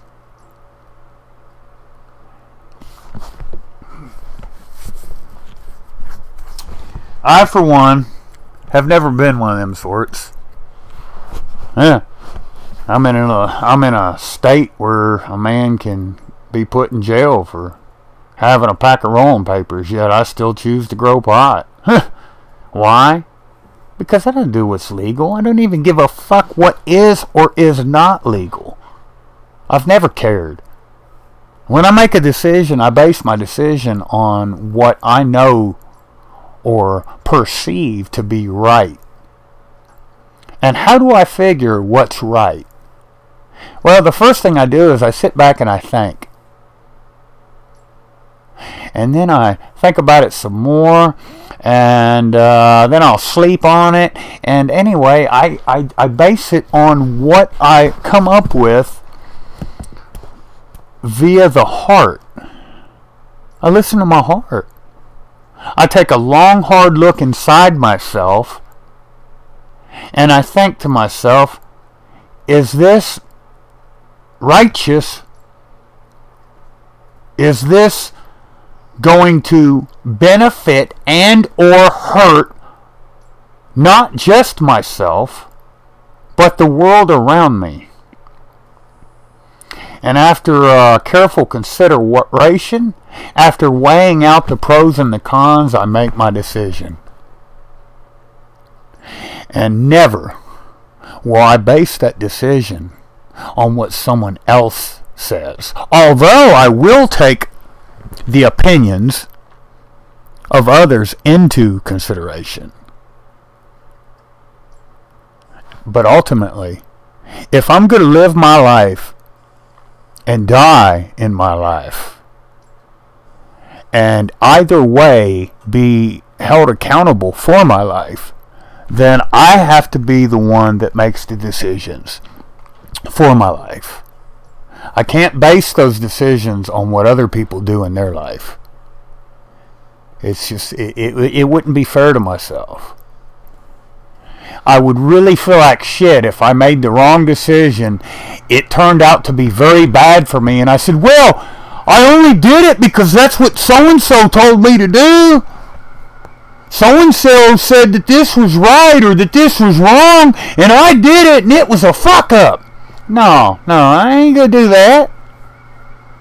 If I'm gonna be judged for how I live my life, if I'm gonna be held accountable for how I live my life, then I'm gonna live my life based on what I perceive to be right and what I perceive to be wrong within my life. At the same time, I will try to give others and the world around me the benefit of my experiences, the benefit of the knowledge and wisdom that I acquire through my experiences. But I will never try to tell another person, another living thing, how it can or should live its life. I can only make decisions on how I live and how I walk my path through my existence. I will never be within my rights to determine how others walk their path through their existence. If I'm not going to tell you how to live, and I'm not going to force you to do things, at the same time, I am not going to allow you to tell me how to live or allow you to coerce my decisions. I am willing to respect others in the same way that I expect them to respect me. I will give every living thing, every living person, every living animal, every living plant, the same respect that I expect be shown to me in my life. What's that? And it harm none, do what thou will.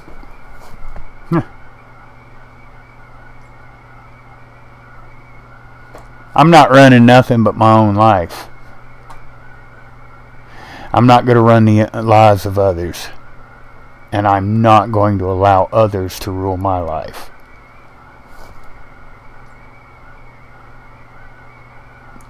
A lot of people find that to be offensive. They find that to be controversial.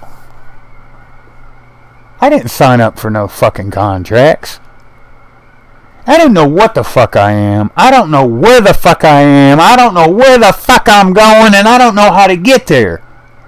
If such time comes that I do know, I'll happily share. But until then, I'm just trying to figure it all the fuck out. The same as everything else is. And if something stands in my fucking way, I do not care to squash it. I don't want to kill nothing, but it will not bother me in the slightest if in the efforts to walk my path, I have to kill something. If I'm pushed to that point, if I have to make a choice between myself or you, I'm going to choose me. And I'm going to eliminate you with extreme prejudice well before you eliminate me. And I know that that stance probably is frowned upon, especially with regards to Western societies.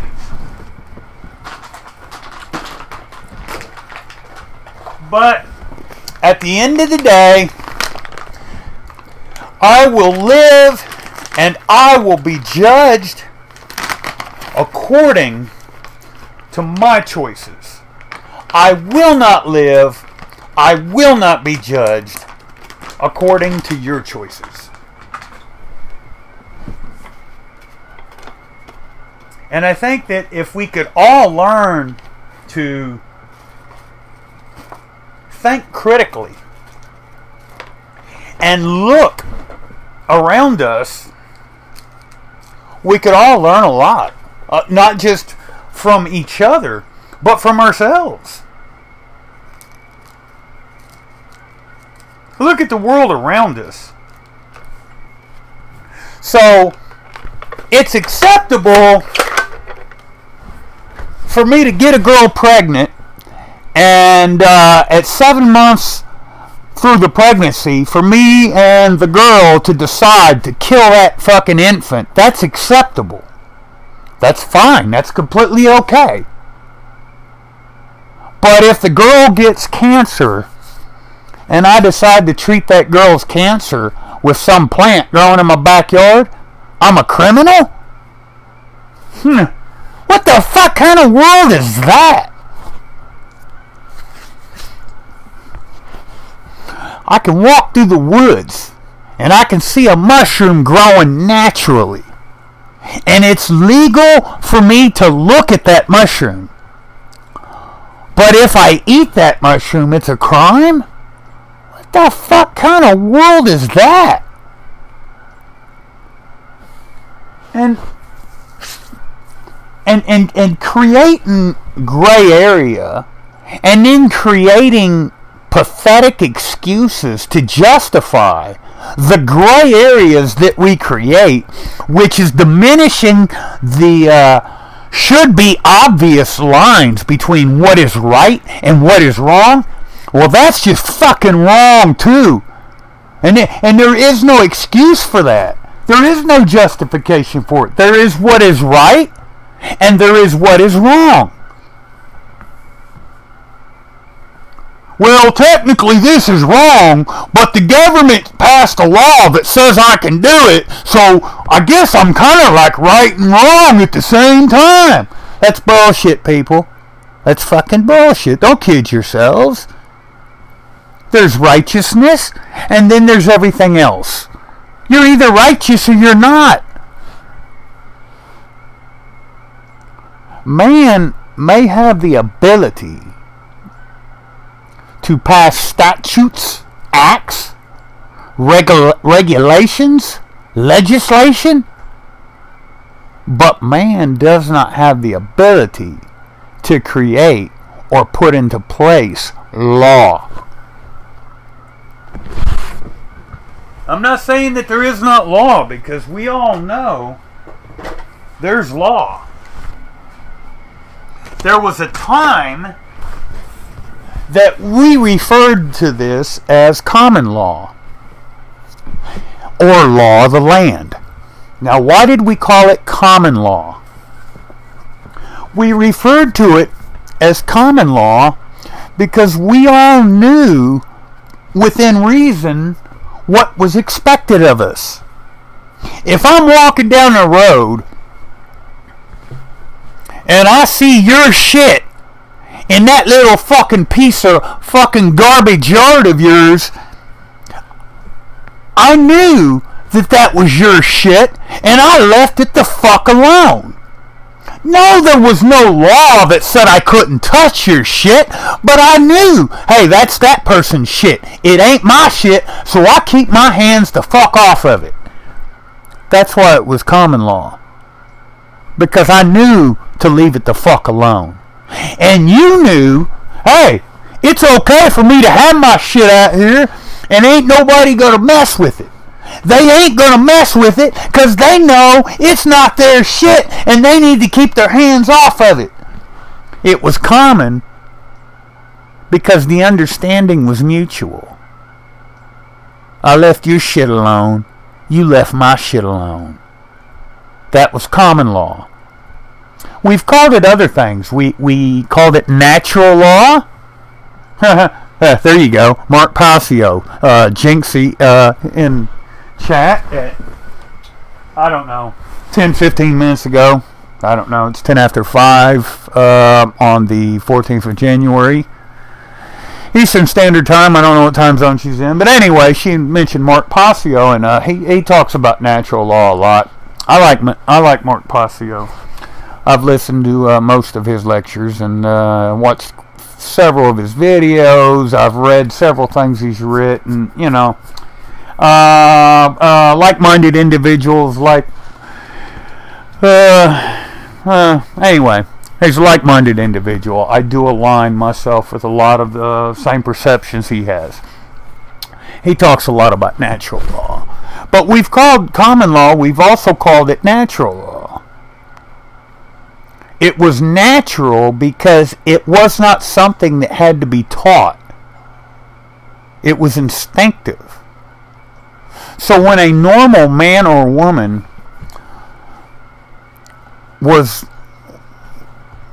when you were dealing with a normal man or a normal woman, there were certain instincts that are inherent within the human species. You would refer to them as laws because just as, for instance, for every action, there's a reaction. They were, I don't want to say mindsets, but they're instinctive within us all. We don't know where they come from. We don't know who made them. We don't know why they were made, but we just know. We just know. Hey, I feel like I need to go take me a piss. Guess what I just did? I went and took a piss. That's a law. Why is it a law? I already knew it. I come here knowing it. Nobody taught me how to piss. I just pissed. You felt like you had to do it and you did it. Action, reaction. It was instinctive. But now we allow ourselves to be controlled, also known as governed. To govern, meaning to control. We allow ourselves to be controlled by a set of writs, a set of so-called legal writs, or statutes that we call laws, but they're not. We've been tricked, conned, deceived into going along with the shit.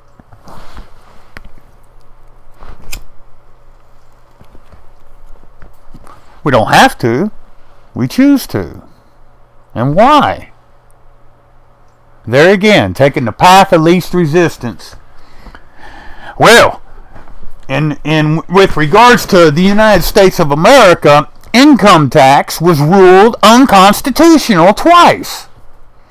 Yet, we still pay income tax. Why? Well, cause if I don't pay income tax, then the government's gonna try to like sue me or charge me or put me in jail or take me to court and then steal some of my shit, and they're big and bad and they got guns. Yes, I've got guns, but they got bigger, badder guns and more people, so I just better go along with the path of least resistance. I better pick the lesser of two evils, and I better do what's easier. Yeah, you can do that. But that creates an environment in which you're complacent in crime. You're being a part of a crime. And even if the crime taking place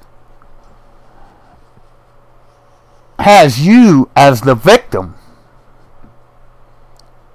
when you are complacent in that crime, you're still wrong.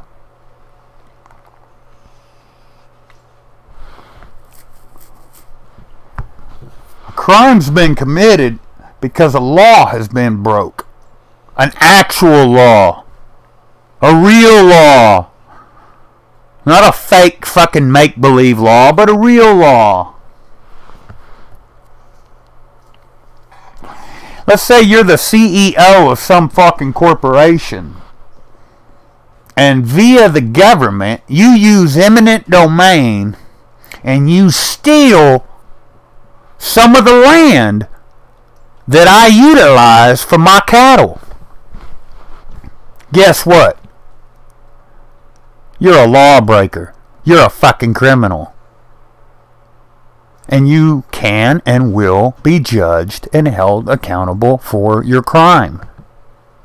Now you'll defend yourself and you'll say, but the government said I could, and the government helped me, and eminent domain is an actual law, and the government can seize your property and give it to me, and I didn't do nothing wrong. I'm just trying to make money and feed my family. Yeah, you can use all them excuses. But when I chop your fucking head off for breaking natural law and stealing what was rightfully mine, hey, guess what? You're still the fucking criminal. You were still held accountable for your crime.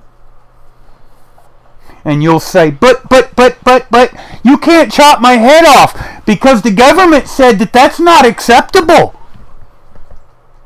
Government doesn't make law, and neither do you. Neither do I. And as a lawbreaker, you do not get to determine how your crimes are handled. The aggressor doesn't get to choose how their actions, what reactions occur as a result of their action.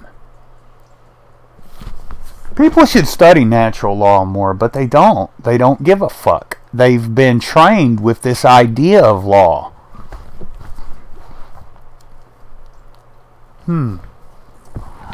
Oh, that reminds me. Speaking of laws and ideas of laws, bear with me for about 45 seconds, maybe a few seconds longer. I've got to find that. Let's see. Okay. If I can find it.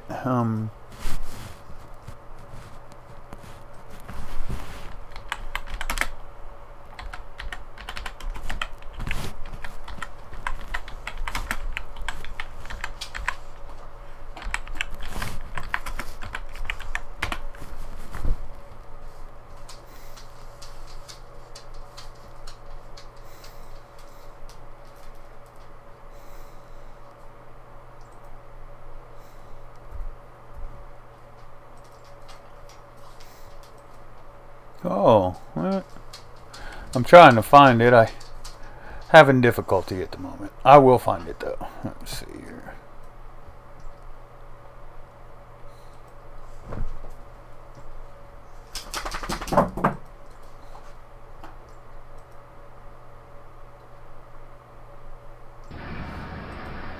It is the world that has been pulled over your eyes to blind you from the truth.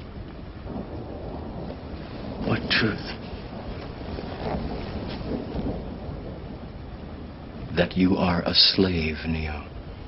Like everyone else, you were born into bondage, born into a prison that you cannot smell or taste or touch. A prison for your mind.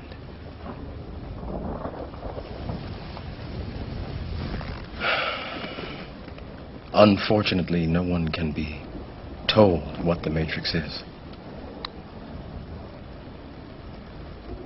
You have to see it for yourself.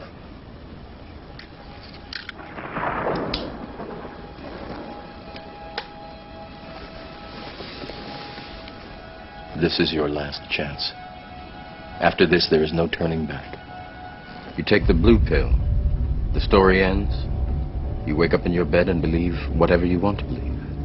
You take the red pill, you stay in Wonderland, and I show you how deep the rabbit hole goes.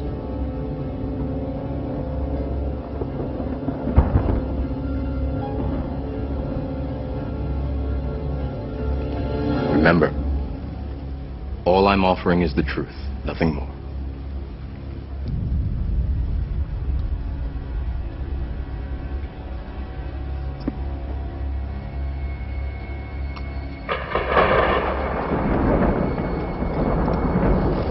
Follow me.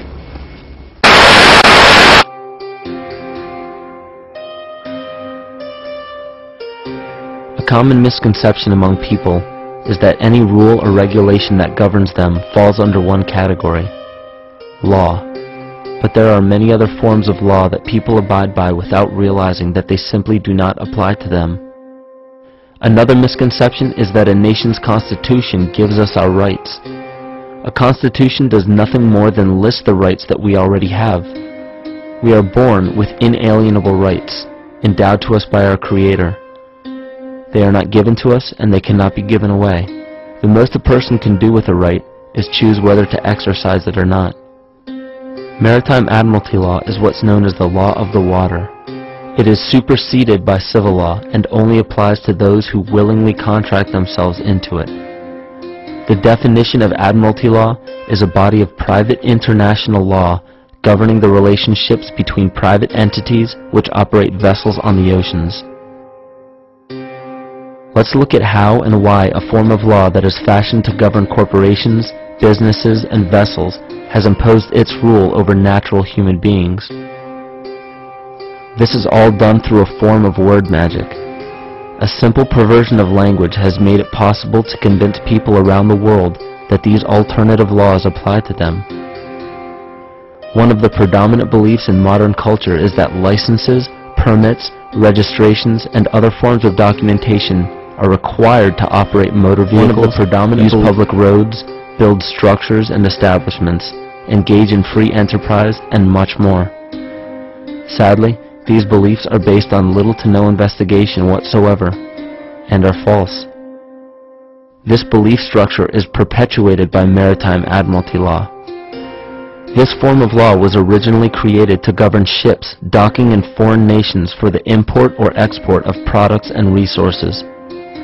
It deals with banking and merchant affairs, not civil affairs. When a product is taken off of a ship and brought into a foreign land, that nation takes custody of the resource and accounts for it with a certificate. That certificate marks the birth date of that product in the custody of the respective nation. Think of why it is supposedly required to have a certificate of live birth in the first place. The Barron's Dictionary of Banking Terms defines a certificate as a paper establishing an ownership claim. So right there, we notice that everyone with a birth certificate is defined as being owned. People are used as collateral with other nations because the U.S. is bankrupt.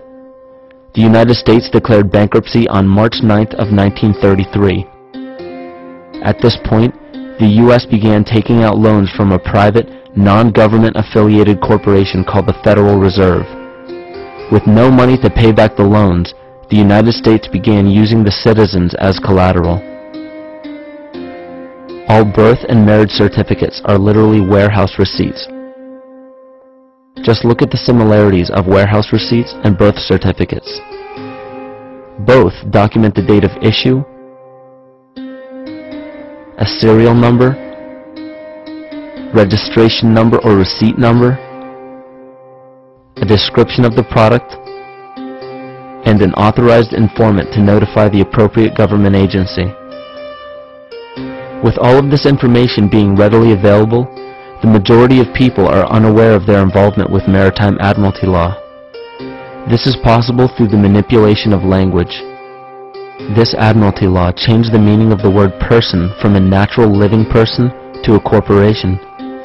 Driver's licenses, vehicle registrations, auto insurance forms, building permits, gun permits, work permits, tax filing documents, birth and death certificates, traffic citations, and many other forms of documentation that were once believed to be absolutely necessary only applied to persons or corporations. Upon signing such a legal document, you are indirectly waiving your rights under the Constitution and lowering your status to that of a corporation that is created with the same exact name as you. The only way to reconcile your true name from the name of the corporation is to take notice that the corporation has its name in all capital letters. This is known as capitis diminutia maxima.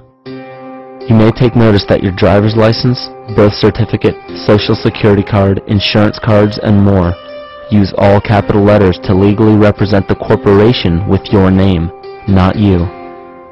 The corporation is known as an artificial person, whereas you, the human being, are known as a natural person.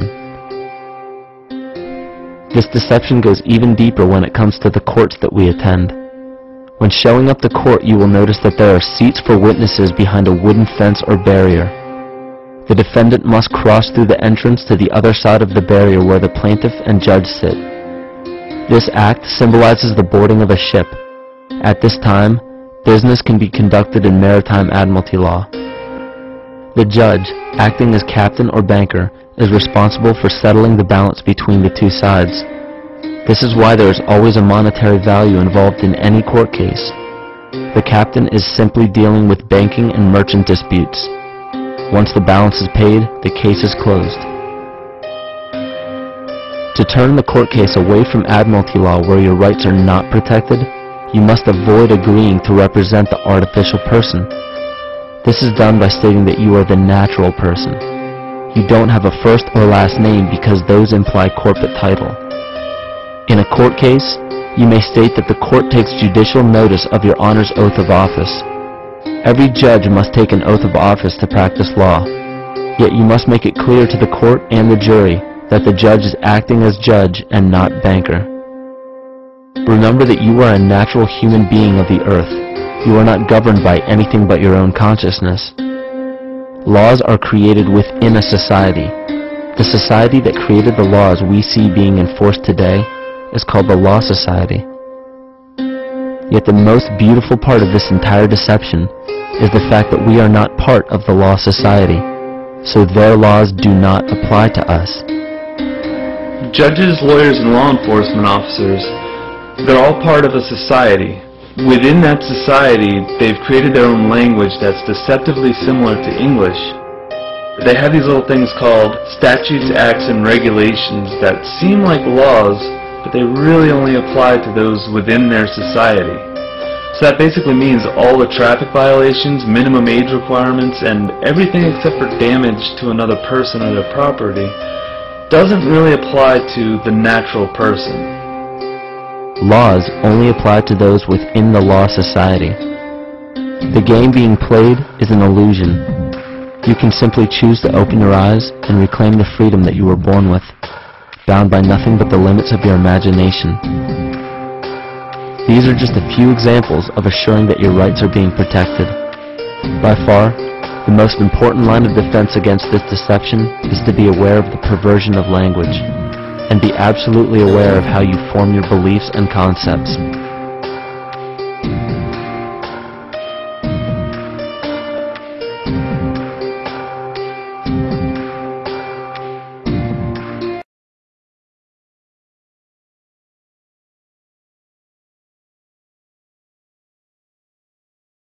Welcome, everyone. Welcome aboard the Citizenship. I say that because we're all deep in Admiralty jurisdiction. And so, how many people here could tell me? We're going to start with the notion of transport tonight, because transport's a favourite one of mine. How many people can tell me what they think transport really means? A means to get from A to B, maybe? Good. Well, mechanised transport, vehicles, etc. Okay, vehicles? Just a means to get around. Okay. So, transport, let's take it apart. Transport.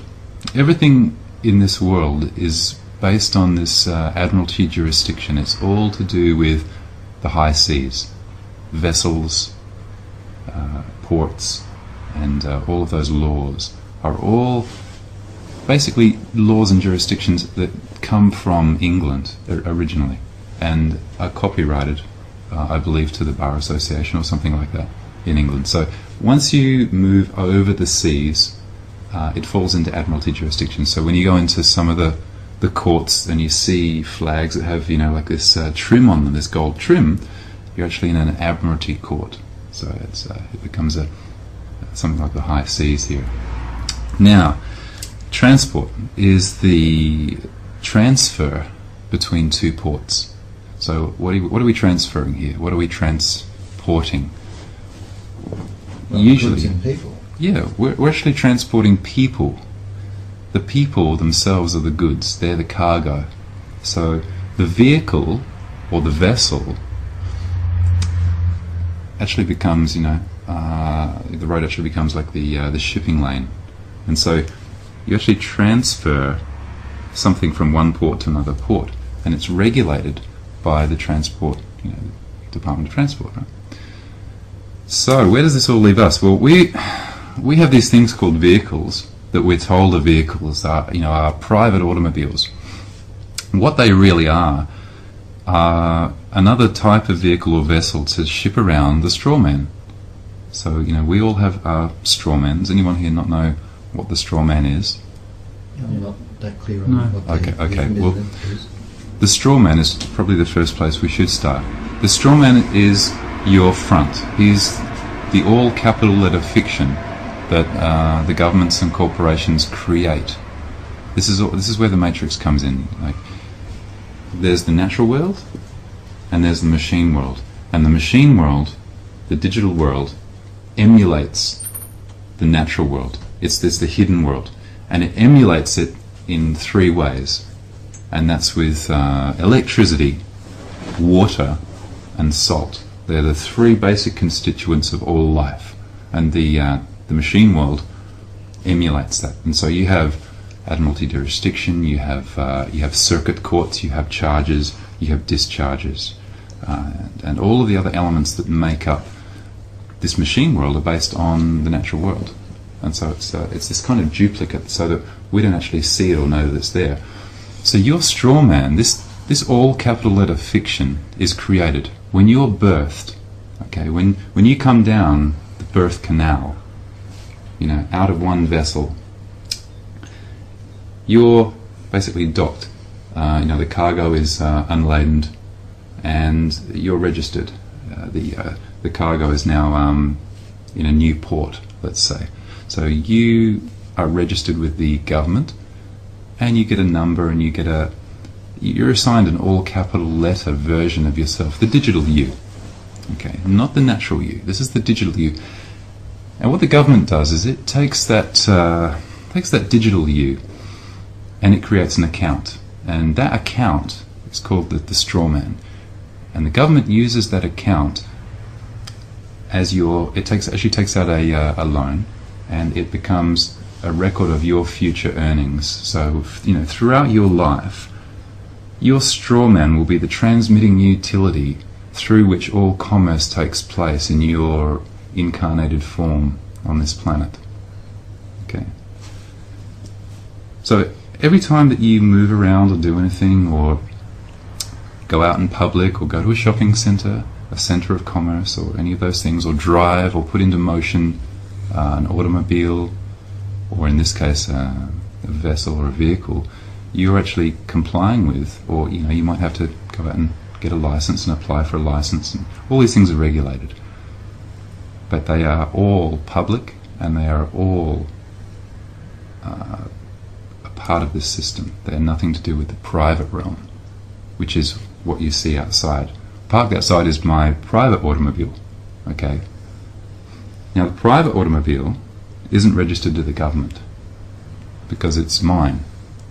Now if you notice on everyone's license plate, you'll see a number and you'll see a state, because it's licensed to a state within a government. So it's a particular allocation. Okay. Now all of those vehicles that you see on the road are commercial, whether they tell you that or whether they're not, but they're all commercial. Because when you drive, that's a commercial activity. You actually put into motion a commercial vehicle for the purpose of transporting one cargo or one person. Or what you're actually transporting is that straw man. You're responsible for that straw man. So when you see an ambulance racing down the road to save somebody, they're not going to save you. They're actually going to make sure that that straw man is looked after, because that transmitting utility is the real money that the governments have. That's the collateral that they use. They don't have any money. There is no money.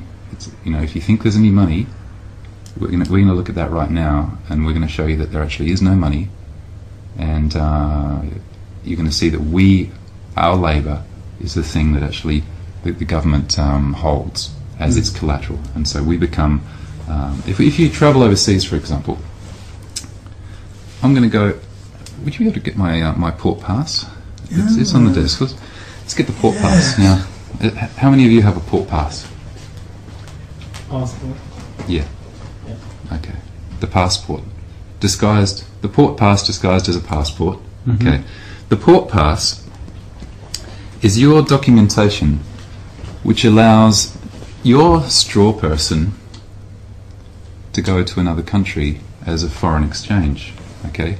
You become the self-loading baggage. When you go to a seaport or an airport and you board a commercial airline, okay, you take your straw man and you show your details, your credentials, and it's an exchange. Okay, there's a commodity and it's being exchanged with another country. So of course, there's all these regulations and things. Now, what I've done, just pass this around and have a look. And tell me if you notice anything at all different about my port pass. Now, while that's being passed around, I'm going to write down here something on this bit of this paper here. So this little piece of paper here is going to be money. This is going to become currency. And I'm going to write down here $1,000, and I'm going to pass that over there. There we go. And I'm going to write down on this piece of paper here $100, and I'm going to give that to you as well. Right. Now I'm going to ask you to sign your name on this piece of paper. And what we're going to do here is we're going to break down. It's an interesting signature. Okay, and you hang on to that, and you give me back the $1,000 piece of paper. Right. What we're going to do here is we're going to create a little bit of a credit card facility here. Right. Let's say our friend over here, I'm going to be the credit card facility, the credit card provider. I could be GE, I could be any one of a number of corporations. This person believes that money is real. So he's going to come to me and ask me for $1,000 credit so that he can go out and perhaps purchase something else, which he doesn't actually realize has already been paid for. It's actually prepaid, because everything is prepaid by the labor of the people who create it. Right? Mm-hmm. We're not actually paid with anything of any value. And here's the point: there is no lawful money in circulation backed by anything of value. Okay? There's no lawful money in circulation backed by anything of value. It's all fiat. And so you never actually receive anything of value. You never get paid. And so if you never get paid, where's the taxable event? There isn't one. So, you're going to come to me and ask me for $1,000 of credit. So I'm going to offer you this credit card. Thank you very much. And I'd like to take from you your negotiable instrument. So could you please hand me your signature? Oh. You don't want the $100? No, not yet. All right. Yeah. I'm going to take the only thing of value that any of us actually have, which is his signature.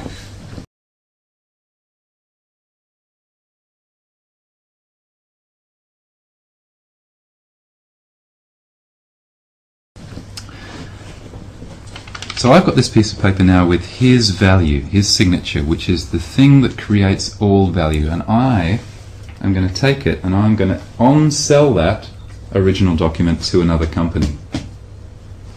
Right. So it's gone. The original debt instrument has gone. And they're going to give me back whatever. They might give me $800. Okay, but they just bought his so-called debt. Now, what did you get? You got 1,000 credits. Ones and zeros on some computer somewhere. Okay. It didn't come out of my pocket. I just punched in some numbers on the computer. Okay. I didn't actually go and get any gold and give you something like that of any value. I just punched in some numbers on the computer. So, the debt's settled. I don't have any bank balance problem or anything like that. Okay, so my debt's gone. I don't actually hold the original debt instrument anymore, so I don't really have any right to ask you to repay me that 1,000 credits. But I'm going to. Okay, so could you give me back the 1,000 credits, please? Wouldn't I get my signature back? No, not at all. Do you ever get your signature back when you sign a contract or something? Well, in some sense of being unobligated to pay any more interest or anything to do with that debt, yes. Once the interest has been paid, But without being ornery, you can have your... Sure. So I'll take back the 1,000 credits that I gave him. Now, I'd also like a little bit extra for my time. So can I have the $100 that I've just written out there for you as well? Do you mind if I have that? Do you really have to have it all? Sure, yeah. I really need it all. What if I tore it in half and only gave you 50 back? I like money. I like money, so I'll take it all. So I really shouldn't be cantankerous. I should just give it back to you. Yeah, because that's what we do. It's the right thing to do. It's the right thing to do. You should, because otherwise I'll have to send you like a credit. You'll never be able to. You'll get like a bad credit rating if you don't give me that. Problems. So I'm going to hang on to that. Okay, now they've got your signature, and I've got this $1,000 back. What have you got? Probably about 500 Pepsis. Okay, and where are they now? Mostly gone, I guess. Yeah. So they're sort of being distributed amongst friends and children and stuff. Do you have anything now of any intrinsic value that represents the original amount? Not in concrete value, but I've probably got a lot of goodwill from giving away lots of Pepsis to people. Sure, okay. So, as you can see, what's actually happened here is that not only have I not had the right to ask for that money back, I've taken some more, what you would call real money. I actually took $100 of his real money, okay? And so what you see here is the fiat money system going on, okay? So we don't actually receive anything of value. So when you get taxed, there's no taxable event, because you haven't received anything of value. Even if you went out and bought a motor car, let's say you got paid, you got your paycheck, and you went out and bought a motor car. You say, well, I got a loan and I went out and bought a motor car. Now what happens? You go and try and sell that motor car now. How much are you going to get for it? Probably less than half of... Way less, yeah. Yeah, I mean, the minute you drive out that car yard, if you drove it back in and tried to sell it to them, there'd be at least $2,000 off the price, at least. Okay. More. It'd be more because there's no intrinsic value, and also that vehicle is already prepaid for. It doesn't have any value. Okay. So what you see there is the basic thing of what happens every day. You know, we hand around all these pieces of money, and it only takes, you know, the International Monetary Fund to say, okay, the value of that is nothing, and it's not backed by anything. So it's not backed by gold. So well, it's way more evident when you get a home loan. You just go on the internet banking, and it just appears there from nowhere. Where did that money come from? Where does it come from? Yeah. Doesn't all the money the banks have to be backed by gold in the Federal Reserve? No, not at all. It's fractional banking, so they can lend up to was it 90% more? So for every dollar they can lend out 9. They only have to keep 10%. Yeah, they only have to keep 10%. That's the fractional banking. Yeah. So no, there's not enough gold in the world to support all of the debt that's in the world. So everyone is bankrupt. All of the governments are bankrupt, and it's all just a big game at the moment to see, you know, how bankrupt.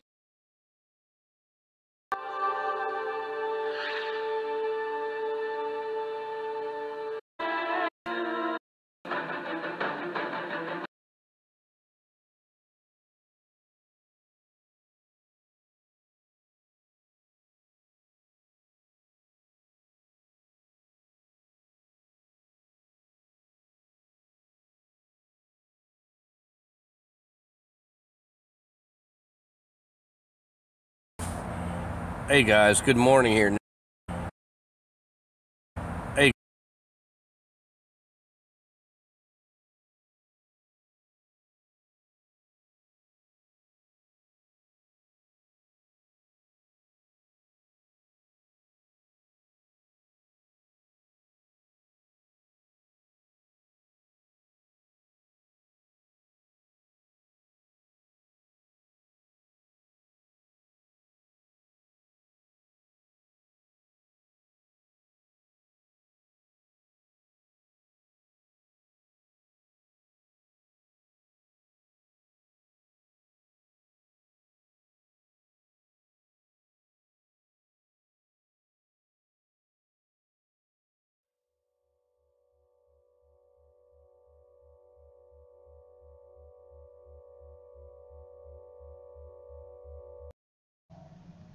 What is up, YouTube? Happy New Year.